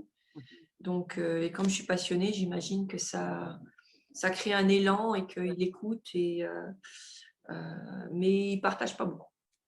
D'accord. On a beaucoup parlé dans la conférence précédente du désir, qui est la chose qui nous donne beaucoup de joie, et comment maintenir le désir dans le couple, et de la passion en fait, parce qu'on peut être passionné par un projet, par une idée, ou par un homme ou par une femme. Mais voilà, c'est comment faire que ça tienne dans la durée. Est-ce que vous avez des tuyaux pour ça, des recettes, je pense qu'il faut avoir des projets. Il faut vraiment avoir des projets. On dit toujours que c'est la femme, en fait, qui, quelque part, motive, hein, un peu la locomotive du couple, hein, qui va initier un petit peu des projets, mais des projets un peu d'amour, quoi. Je ne sais pas, au niveau des autres conférenciers, comment... J'imagine qu'il y a des hommes, donc ils doivent certainement l'exprimer de manière totalement différente, mais peut-être aussi parce qu'ils ont plus de conscience, la conscience du couple, la conscience du relationnel. Et là, ce que je remarque au niveau de mes clients et au niveau de mon couple, que c'est surtout, c'est un petit peu à moi de faire la démarche et d'initier des projets. Mon mari, il a plein d'idées, il a plein de projets, il faut y aller, quoi. Il faut l'entretenir, il faut partager. Parfois, on n'a pas toujours les mêmes envies, les mêmes désirs. Lui, il fait du golf, moi, j'aime pas ça, j'en fais pas. Donc, on ne se rejoint pas sur ce genre de choses. Mais pendant qu'il va faire du golf, moi, je vais marcher ou je vais faire d'autres choses. Et puis après, on échange. On a aussi cette liberté-là de pouvoir avoir des activités complètement différentes qui, au fond, nous enrichissent, nous complètent et nous permettent de vivre aussi ce qu'on est à l'intérieur, tout en acceptant ce qu'est l'autre et sa différence, quoi. Donc, mais oui, il y a quand même des projets. Par exemple, on aime bien la décoration d'intérieur. Donc, on a acheté une maison il y a de ça 10 ans et on passe beaucoup de temps à la décorer. Voilà, c'est un projet un petit peu qu'on a en commun. On se rejoint un petit peu à ce niveau-là. Voilà. Les voyages, on aime voyager, ce genre de choses, même si c'est un petit peu compliqué là en ce moment. Donc, et ça risque que ça va devenir encore parce que moi, j'ai pas trop envie de me faire vacciner. Donc, je ne sais pas comment ça va se passer au niveau des frontières, tout ça. Donc, ça va être encore un peu compliqué. Mais on, voilà, verra on aime bien, voyager. on verra le bien. J'ai entendu cette chanson, j'adore ça. On verra bien, on verra le bien. Voilà, on verra bien, on verra le bien. Oui, tout à fait. Oui, exactement. Voilà, alors autre challenge que vous avez dû relever dans ce grand parcours et par rapport à l'intérieur, qu'est-ce que vous avez fait? Donc on a vu la première chose, trouver une nouvelle, explorer un nouveau don, un don qui n'était pas exploité. Oui, mes autres dons, donc, qui sont la capacité de pouvoir accompagner des gens, donc, qui me passionnent aussi énormément et qui me motive, qui me maintient. Donc, en fait, ça me permet de pouvoir continuer à vivre avec mon mari sans forcément qu'il y ait ce partage ou cet échange, parce qu'en fait, ça me nourrit beaucoup. Hein. Donc, il y a cette nourriture intérieure. Lui, il a sa nourriture et on se rejoint à certains endroits, mais au fond, on a chacun nos nourritures personnelles qui nous enrichissent et qui font qu'on est tout à fait capable de vivre avec l'autre, eh bien, dans un partage ou pas, parce qu'il n'y a pas toujours d'échange. Moi, je ne veux pas raconter ce que je vis avec les clients qui viennent me voir, mais lui, il sent quand il est content quand il sait il voit que je suis heureuse parce que j'ai pu aider quelqu'un, l'accompagner, etc. Donc, quelque part, ça l'aide aussi, ça le porte aussi, et c'est très positif au fond. Puis, il aime aussi quand je peins. Quand je peins pas, il me dit, alors, tu peins pas il aime bien mon travail, j'ai vendu beaucoup de toiles, donc les gens lui en parlent, alors ta femme, elle peint, qu'est-ce qu'elle fait? Donc, c'est quoi maintenant? Sur quoi elle travaille? Vous voyez, donc il y a toujours quand même un élan quelque part ou une satisfaction pour lui de voir que je m'épanouis dans certains domaines et ça l'épanouit aussi. Voilà. Est-ce qu'il y a eu des gros défis, je suppose, comme dans tous les couples, à relever ensemble et que vous avez pu, que vous avez pu gérer comme ça? Oui, gros défi, c'est au décès de ma maman, donc il y a 4 ans. À ce moment-là, nous étions au Maroc parce que lui, il avait été muté à Casablanca et puis moi, je ne m'y plaisais pas beaucoup parce que je me sentais justement ma créativité, j'arrivais plus à exprimer ma créativité là où j'étais, alors que pourtant le Maroc, c'est un pays formidable sur le plan créatif, il y a plein de choses à faire et à découvrir. Et quand ma maman est décédée, j'ai dit, je ne sais pas combien de temps il me reste à vivre, je ne reste pas, je m'en vais. Et donc là, le gros défi, ça a été, surtout pour lui, de me laisser partir, tout en continuant donc une relation en pointillé, donc où j'allais de temps en temps au Maroc et où venait de temps en temps ici nous voir. Parce que du coup, moi, j'ai emmené ma fille qui était avec nous au Maroc. Et notre fils qui était en Suisse nous l'a rejoint. Donc, du coup, j'étais installée à côté de Paris avec nos 2 enfants. Donc, ça donnait un petit peu une excuse, entre guillemets, au fait que je pouvais vivre pour être près d'eux et m'occuper d'eux. Donc voilà, ça a été un défi un peu compliqué. Le défi maintenant qui se pose à l'heure d'aujourd'hui et qui me pose aussi un petit peu un problème, et c'est moi qui vais devoir encore une fois trouver une solution, c'est qu'on a cette maison en Espagne et que mon mari, lui, ne veut pas revenir en France. Donc, comment je fais? Moi, j'aime bien la France. Donc, comment je fais entre la France et l'Espagne? Voilà, comment je fais? C'est un petit peu en ce moment un nouveau défi. Voilà. Et je crois qu'au fond, on a toujours des défis comme ça et ça doit me montrer quelque chose sur le plan peut-être du couple intérieur. Que pourtant, c'est ça qui m'intéresse. Alors, qu'est-ce que ça montre? Par rapport au premier défi, c'était c'était faire sortir de soi une nouvelle capacité. Voilà, de nouveaux talents. Peut-être que ce nouveau défi, c'est qu'est-ce que j'accepte au fond? Est-ce que si je vais en Espagne de nouveau, est-ce que je peux de nouveau exprimer ma créativité comme j'exprime ici? De nouveau recréer? Est-ce que je suis capable, à mon âge, de recréer? Oui, bien sûr que je le suis. Est-ce que j'ai l'énergie? Est-ce que j'en ai envie? Je ne sais pas. Est-ce que j'en ai envie? Je ne sais pas. Est-ce que j'ai envie de garder peut-être ces deux possibilités où, au fond, je m'éclaterais plus? J'en ai l'impression, au fond, que j'ai envie de continuer à être passionnée. Donc, je n'ai pas encore découvert. Je sais que le couple intérieur, j'ai beaucoup travaillé. Au niveau des archétypes, l'homme en moi était quand même mettait quand même beaucoup de barrières à la femme, hein, beaucoup d'obstacles. Est-ce qu'il n'y a pas encore quelques obstacles que je dois regarder et lever ou contourner? Je ne sais pas encore. Voilà.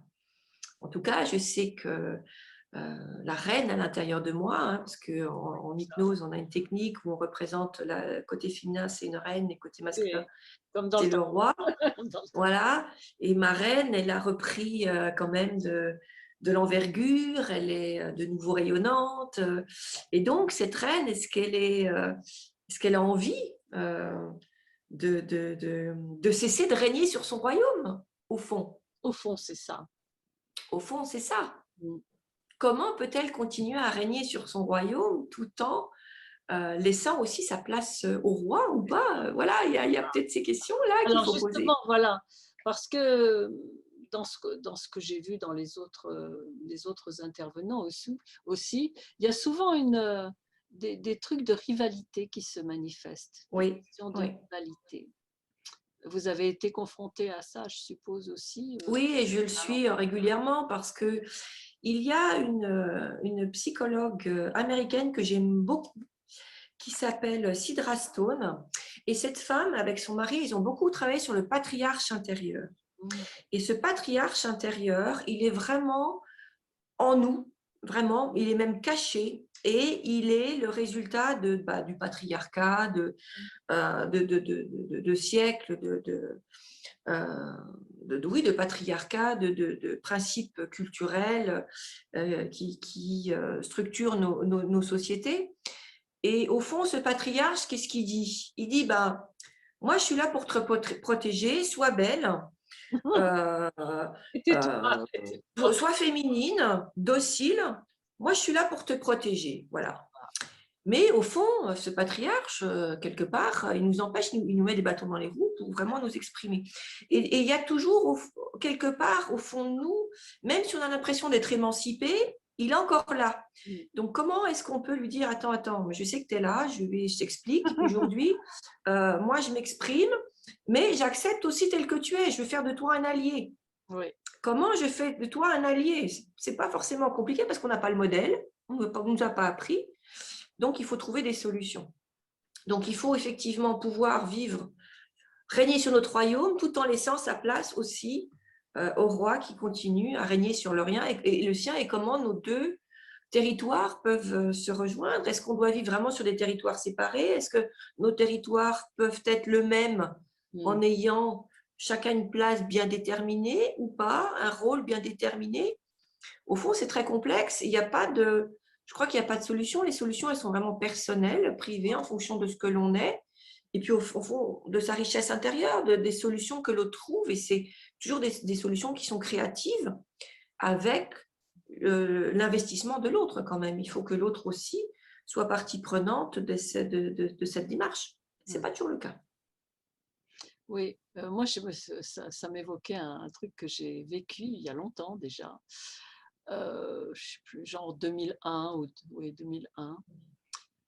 Je venais de faire un Casino de Paris important et Europe 1 a téléphoné pour que je fasse une émission sur mon livre Paroles magiques qui était sorti 13 ans auparavant. Et, et donc, on me donne la date. Et à ce moment-là, mon mari rentre du travail. Il m'a dit, voilà, je peux prendre des vacances de telle date à telle date. C'était pile au moment de l'émission. Et c'était des vacances à Djerba avec notre enfant et tout, donc c'est délicieux, quoi.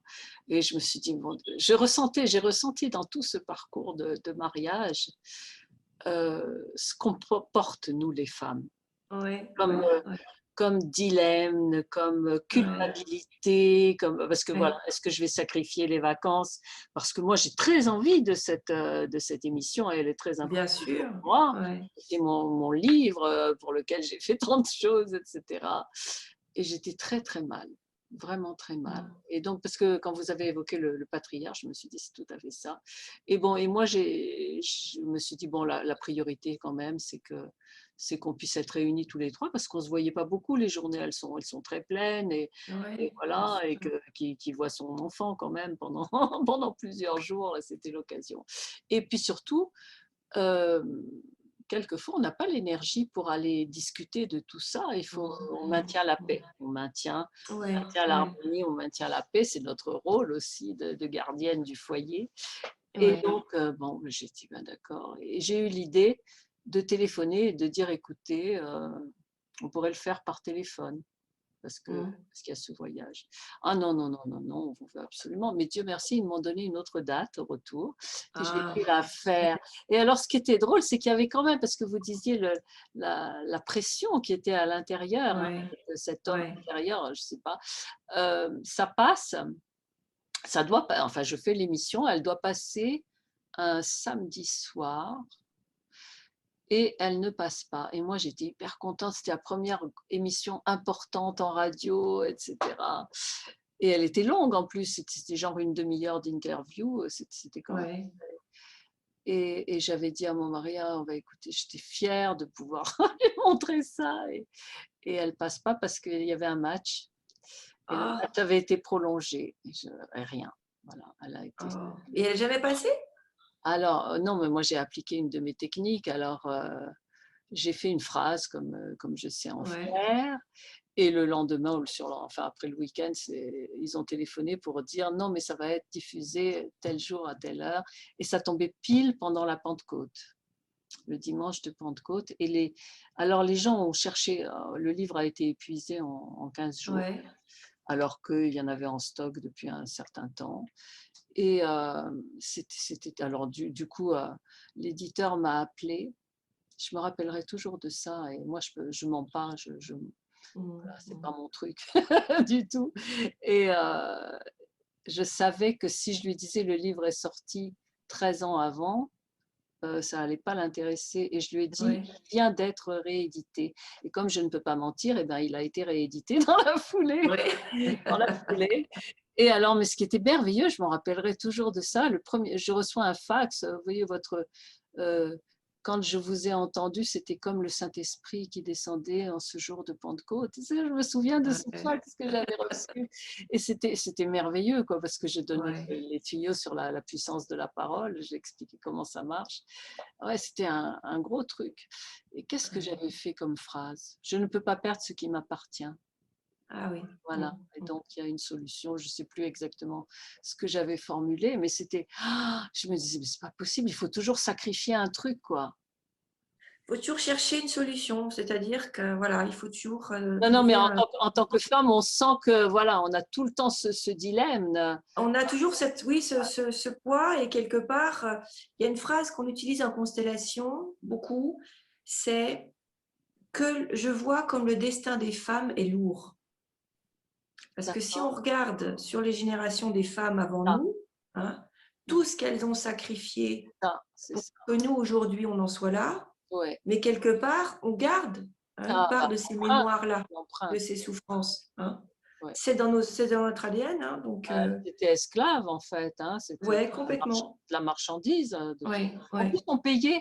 Moi, ce qui m'a le plus choqué, c'est qu'on donnait une dot pour les mariés. En plus, on payait.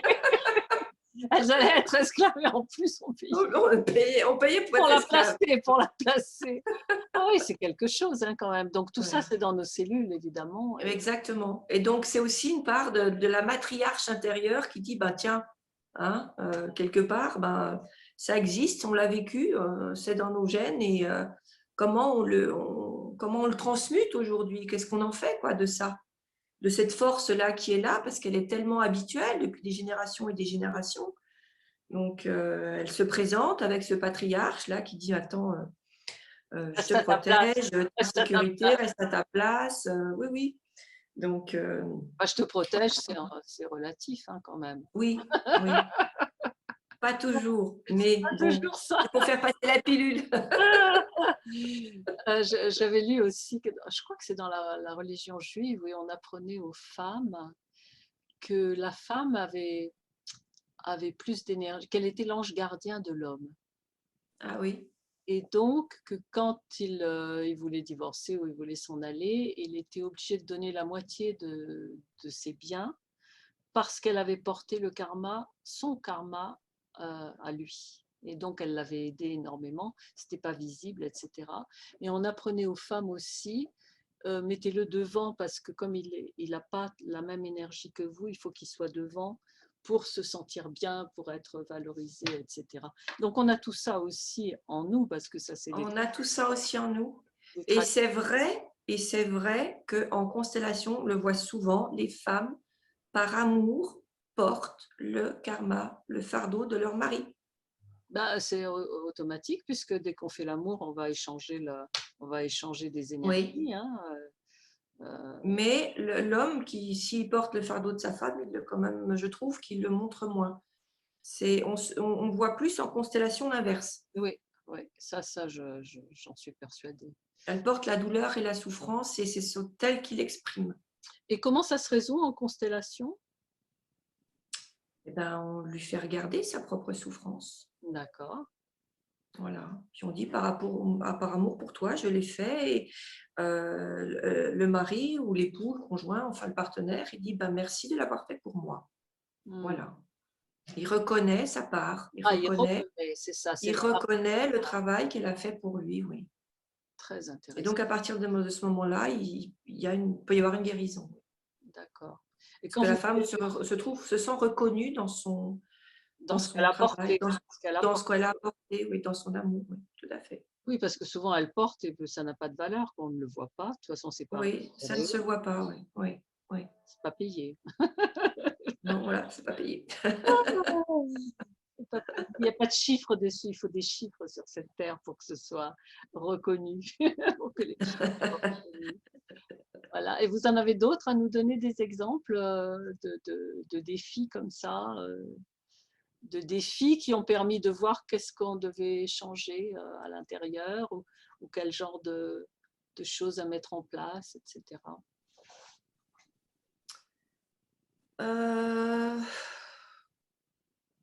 Oui, alors il y a un défi sur l'assurance de soi, l'estime de soi. Moi, j'ai eu une grande chance, c'est que mon mari, au fond, il m'a vraiment permis, à sa manière, de me faire confiance. C'est-à-dire qu'il m'a poussée à me faire confiance. Il m'a toujours poussée, au fond, à aller chercher, au fond de moi, des qualités que moi, je ne voyais pas. Donc, je n'étais pas conscience. Mais que lui voyait, connaissait. Il me dit, mais moi, j'en étais sûre, je savais que ça avait ça en toi. Ah oui. Mais moi, je ne savais pas. Et donc, cette confiance et au fond, ce pouvoir, et reprendre mon propre pouvoir, il m'a vraiment permis de le faire. Donc, il avait cette capacité de pouvoir me permettre de le regarder et de l'exprimer, de le découvrir au fond. Donc, il m'a vraiment aidé sur ce plan-là à avoir confiance en moi. Oui. Par exemple, de quelle manière? Ça, c'était vraiment un grand défi. Un exemple. À part le départ au Maroc. Oui, par exemple pour mes œuvres, tout simplement, mes œuvres. Quand il m'encourage, quand il vient voir et il me dit bah oui, j'aime bien, c'est sympa. Ben non, j'aime pas. Tiens, tu devrais faire ci, alors que lui il peint pas. Pas du tout. Tiens, tu devrais faire comme ça. Oui, d'accord. Mais de la bonne énergie. Le pinceau. Il vous donne des bons messages. Voilà, des bons messages, voilà, totalement.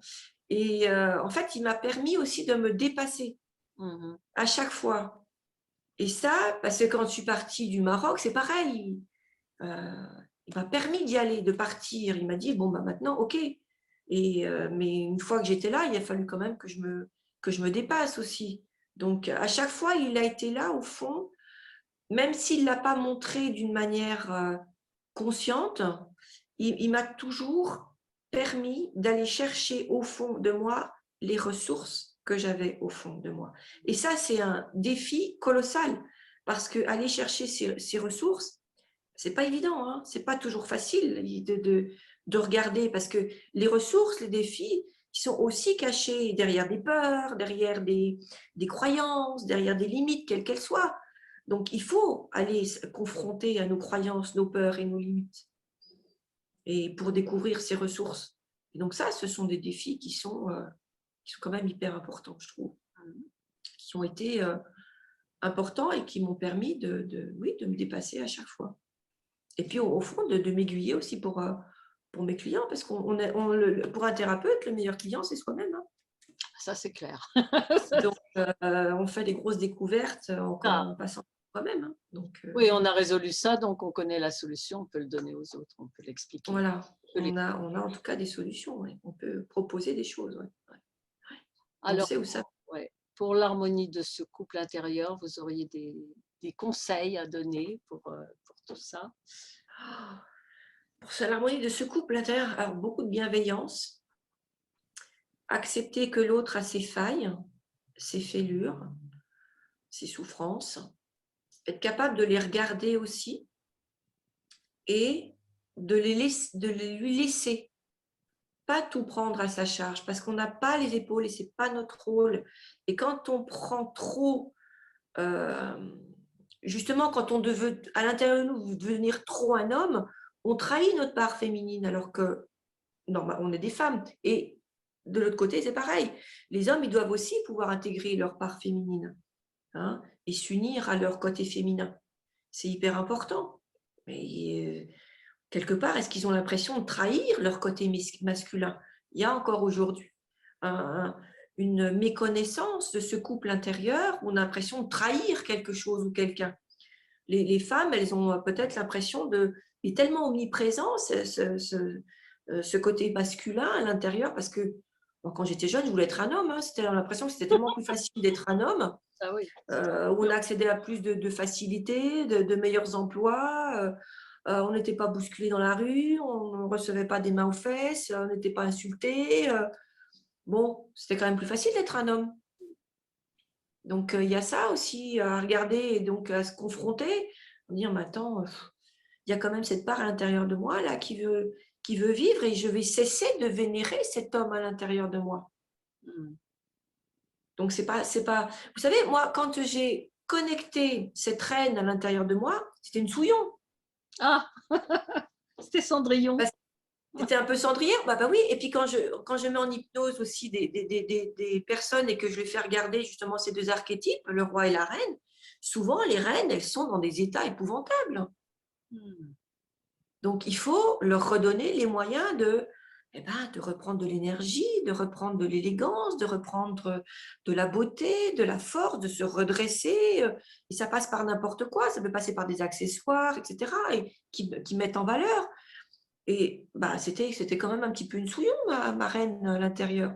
Donc, il a fallu lui redonner des potentiels, lui faire voir qu'elle avait des potentiels, avec le soutien du roi qui était là pour lui dire, allez, regarde, je t'ai épousée parce que tu étais belle, parce que tu es une belle femme, tu es à côté de moi, tu me fais honneur, mais fais-toi aussi honneur à toi-même. Donc voilà, il y a eu un travail quand même à faire, et puis maintenant, elle est bien sur son trône, à côté du trône de son roi, et il y a vraiment… Et du coup, quand moi, j'ai repris cette reine à l'intérieur, elle a repris sa beauté, quelque part, sa beauté intérieure, ma relation avec mon mari a complètement changé, parce que j'étais plus dans une certaine attente de son regard, de son soutien. Je pouvais accepter ce que j'étais sans forcément attendre quelque chose de lui. Oui, Et ce que j'ai entendu beaucoup dans les messages que laissent les personnes, etc., par rapport aux femmes, c'est que bon, voilà, la reine se relève, elle prend sa place, etc. Et à ce moment-là, il peut y avoir rivalité et comment sortir. Grave quelquefois, hein, qui va Ah oui, bien sûr, oui. Jusqu'au divorce, qui va jusqu'au divorce ou à la destruction, ou comme si... ben oui, alors est-ce que c'est le patriarche? Est-ce que c'est l'homme? Est-ce que c'est le... Ah, ça veut dire qu'il y a des choses qui n'ont pas été vues à l'intérieur. Parce qu'il faut quand même bien aussi se rendre compte que le couple intérieur, c'est aussi lié à un certain, j'allais dire, conscience spirituelle, d'accord? De ce qu'est la place de l'autre, de ce qu'est, au fond, ce côté féminin divin et ce côté masculin divin, qu'il faut qu'au fond, nous sommes des êtres androgynes. Et comment on peut marier, unir ces deux pôles de manière sereine. Ça veut dire qu'il y a des aspects de notre identité, de nos archétypes, qui n'ont pas tous été ressourcés, restaurés. On devrait être capable, à un moment donné, de vraiment pouvoir vivre en communion, en harmonie avec cet autre côté, hein, le plus et le moins. On est tous des êtres donc avec des pôles plus et moins. Et voilà comment ces deux êtres peuvent s'associer. Hein. Et je pense qu'à un moment donné, il faut aller au-delà de la mécanique physique. Il faut rentrer dans un système plus spirituel qui fait comprendre les choses sur un autre plan et qui permet vraiment de pouvoir unir sur tous les plans ces deux polarités, ces deux êtres. Voilà. Et au fond, accepter que le côté masculin, il a ses principes, il a ses valeurs, le côté féminin a ses principes, ses valeurs, et que ces deux pôles réunis s'enrichissent, se complètent et s'harmonisent totalement pour vivre, faire une entité qui est complète, en fait. Voilà. Mais c'est pas évident, parce que quelquefois, c'est pas le projet de vie n'est pas du tout similaire. Moi, j'ai discuté beaucoup, j'ai voulu faire parler les garçons, donc j'ai beaucoup discuté avec mes musiciens, etc. Et bon, je sais que dans le groupe, certains, comme ils partaient en tournée, ils avaient un enfant en bas âge, genre 3-4 ans, ça allait très bien avec leur femme, et il y a des tentations sur les tournées. Et donc, voilà. Alors, ils pensaient que tant que l'autre ne sait pas, ça va. Mais quelquefois, elle le sait. Et puis, évidemment, la nana s'en va avec le bébé. Et après, c'est une tristesse terrible. Mais je leur ai dit, mais quand même, à l'âge que vous avez, parce que, je ne sais pas, ils avaient au moins autour de 50 ans, on connaît la valeur des choses, quoi. On sait ce qui passe en priorité. Ils m'ont dit, non, nous, on suit notre queue. Et sauf, et j'ai dit, mais quand est-ce que vous prenez conscience alors de l'échelle des valeurs, quoi, de ce qui est le plus important dans votre vie, pour ne pas souffrir quand ça nous tombe dessus. D'accord. Donc, c'est des projets très différents, genre la femme, ce qu'elle veut, c'est son nid, et que ce soit en harmonie, et eux, c'est on va suivre notre désir, quoi. C'est pas la même chose comme projet de vie. Comment on harmonise ça? C'est complètement différent, mais c'est pas condamnable. Je veux dire, vous savez, quand le couple à l'intérieur, il est harmonieux, on peut parfois se séparer de son conjoint ou de sa conjointe parce qu'au fond, on se rend compte que, eh bien, on n'est plus c'est pas le même chemin, lien. C'est pas le même chemin, mais ça nous permet de retrouver la personne qui est plus, justement, qui correspond plus à ce couple intérieur et à ce qu'on est devenu aujourd'hui. Et ça peut être normal, c'est pas condamnable, c'est peut-être bien redonner sa liberté à l'autre pour lui permettre de vivre aussi ce qu'il doit vivre. Oui, c'est une preuve d'amour, complètement, oui. C'est ne pas le garder pour qu'il puisse s'accomplir. De toute façon, personne ne nous appartient. Je veux dire, à partir du moment où on est bien dans sa peau, où on est bien avec l'autre, on reste. Mais si, malgré le travail que l'on fait, si les deux personnes font un travail ensemble et se réunissent, se retrouvent à un point donné, c'est formidable. Mais il y a des fois où, malheureusement, les personnes ne se retrouvent pas, se découvrent d'autres choses, d'autres besoins et se séparent pour pouvoir rencontrer peut-être la personne qui correspond plus à ses besoins, à ce qu'elle est devenue aujourd'hui. Et c'est comme ça, et c'est bien aussi. Voilà. Moi, c'est bien aussi. Cela dit, moi, j'ai vu beaucoup de femmes qui se sentaient coupables de ça parce qu'on se marie devant Dieu et les hommes pour jusqu'à ce que la mort nous sépare, dans l'amour et la fidélité. C'est le serment qui est dit même à la mairie, je crois. Oui, moi je m'en souviens plus trop, je vais vous dire. Oui, à la mairie aussi. Je crois que c'est l'article 312, oui. un truc comme ça. Oui. Il y a un truc comme ça, donc c'est quand même, voilà, c'est un engagement, quoi qu'il en soit. Alors, c'est un engagement, mais vous vous rendez compte comme c'est quand même, c'est une aventure. Moi, je trouve que c'est une aventure plus qu'un engagement. C'est compliqué de lier des gens à vie pour des choses qu'au fond, on ne connaît pas. C'est ça. Et on n'a pas été enseigné, on ne nous a pas appris. Non. Et nous, les femmes, en tout cas dans la religion catholique, qu'est-ce qu'on fait? C'est quand même notre père qui nous emmène à l'église et qui nous donne la main à notre futur époux. C'est comme si on n'existait pas, encore une fois. C'est ça. C'est ça. Donc, et c'est quelque part, c'est compliqué de se retrouver là entre un homme et un homme. Il est où l'espace pour la femme là-dedans?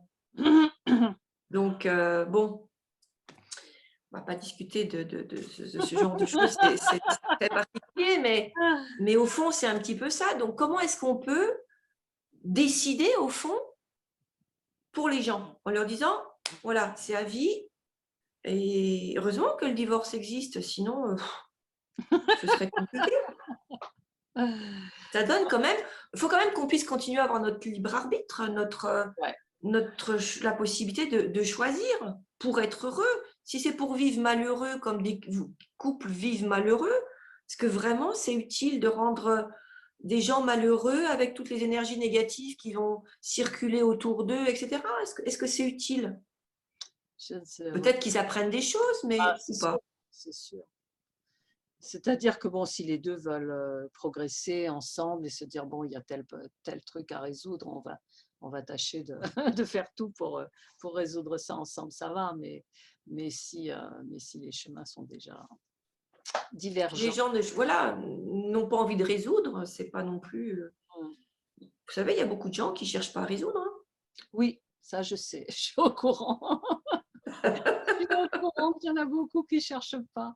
Mais bon, j'ai vu que toutes les femmes qui font un travail intérieur, etc., elles ne veulent qu'une chose, c'est arranger les choses, c'est faire que, complètement, que ça aille bien, qu'il y ait l'harmonie partout, etc. Oui. Et des hommes aussi, d'ailleurs, par ailleurs. Il y a des hommes qui veulent aussi que leur couple fonctionne. Oui. Donc, font des efforts, cherchent, essayent travaillent sur eux pour améliorer les choses. De plus en plus, il y en a de plus en plus. Oui, de plus en plus, oui, de plus en plus de conscience que c'est quand même un travail qui se fait à deux pour que ce soit bien. Vous recevez beaucoup à deux, vous, des couples? Non, je ne reçois plus à deux maintenant, j'ai cessé.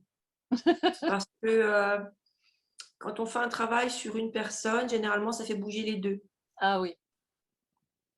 Donc voilà. Vous avez tout dit ou vous voulez nous dire encore d'autres choses parce qu'on a encore quelques minutes? Je ne sais pas si vous avez d'autres questions à poser. Moi, je trouve que ce couple, ce mariage extérieur et intérieur, je trouve que c'est une aventure extraordinaire qui permet vraiment d'avancer, d'évoluer si on a envie de regarder. Si on veut regarder, si on veut comprendre, c'est vraiment un ascenseur exceptionnel.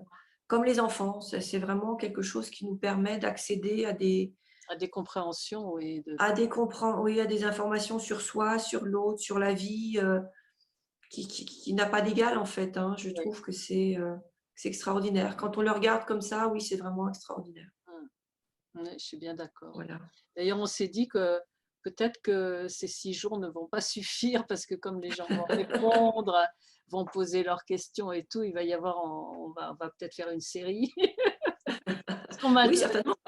C'est ce que m'ont demandé les intervenants parce que Ouais. ça ne va pas suffire avec tout ce que les gens traversent, avec tout ce que les couples traversent, etc.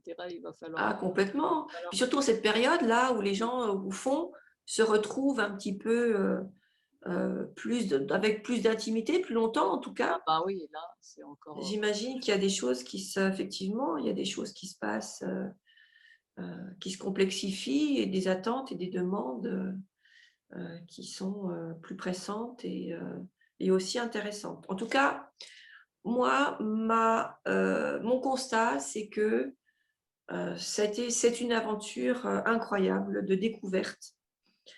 J'ai toujours eu un esprit aventureux et je crois que ça a été c'est une grande aventure. Voilà. Et là, votre mari, il est avec vous ou il est toujours au Maroc?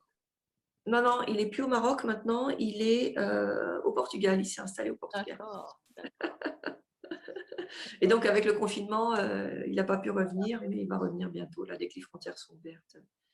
Oui, Il ça va va revenir. tarder. Voilà. Vous avez autre chose à nous dire, le message de la fin? C'était un petit peu ça le message de la fin, c'est que je trouve que c'est une aventure formidable. Moi, en termes de compréhension, d'apprentissage, de connaissance, de challenge, c'est vraiment quelque chose d'hyper passionnant. Voilà. Oui, il y avait un vieux sage qui m'avait dit le mariage est une formation accélérée. On a les mêmes épreuves si on ne se marie pas, mais c'est beaucoup plus lent. Oui. J'ai trouvé ça. Donc, ne cherchez pas à sortir du mariage parce qu'il vaut mieux faire la formation accélérée. Oui, certainement. Oui, il faut peut-être faire la formation accélérée. Parce que ce qui est acquis, hein, ce qu'on a compris, on l'a compris. Hein. C'est ça. Ça, c'est hyper important aussi. Hein. Ça, non, faut bien sinon, le savoir. Ça va être plus cool, mais ça sera beaucoup plus lent. C'est pas la même aventure, ça, c'est sûr. C'est pas la même aventure. Et puis quand même, avoir une fin de comment vivre avec quelqu'un avec qui on partage, avec qui là les frontières vont rouvrir, on va pouvoir de nouveau sortir, ça va être une émulation, le vivre à deux, ou à 3 ou 4, c'est formidable, quoi, avec sa famille, c'est formidable. Super. Ou ses amis, ça reste des couples. Oui. On peut faire couple avec des amis. Bien sûr, bien sûr. Ben, c'est super en tout cas. Donc Corinne, j'étais ravie vraiment de vous avoir retrouvée. Et puis on n'a pas fini, hein, je pense qu'on va continuer. La Bible, ça va s'agrandir. Ouais. Parce que je trouve que c'est bien ce qu'on a commencé la dernière fois. Ça a passionné les gens. Oui, c'était vraiment très enrichissant.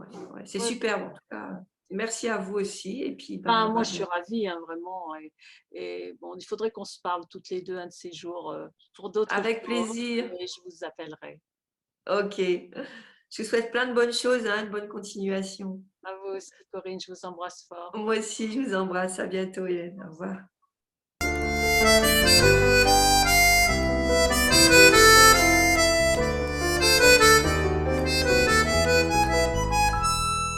Comme deux enfants qui s'aiment plus fort que les anathèmes.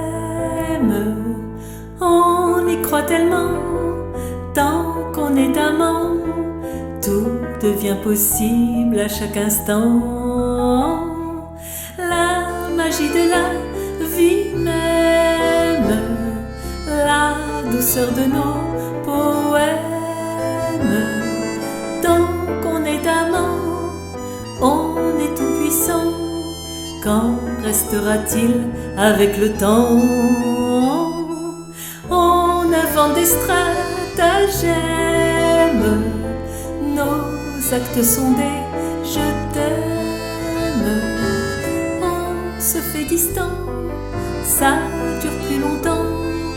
On attise le feu avec du vent. C'est de l'énergie qu'on sème à travers tous nos je t'aime. Tant qu'on est amant, on est tout puissant. On veut que ça dure éternellement. Comme deux enfants qui s'aiment plus fort que que les anathèmes. On y croit tellement, tant qu'on est amant, tout devient possible à chaque instant.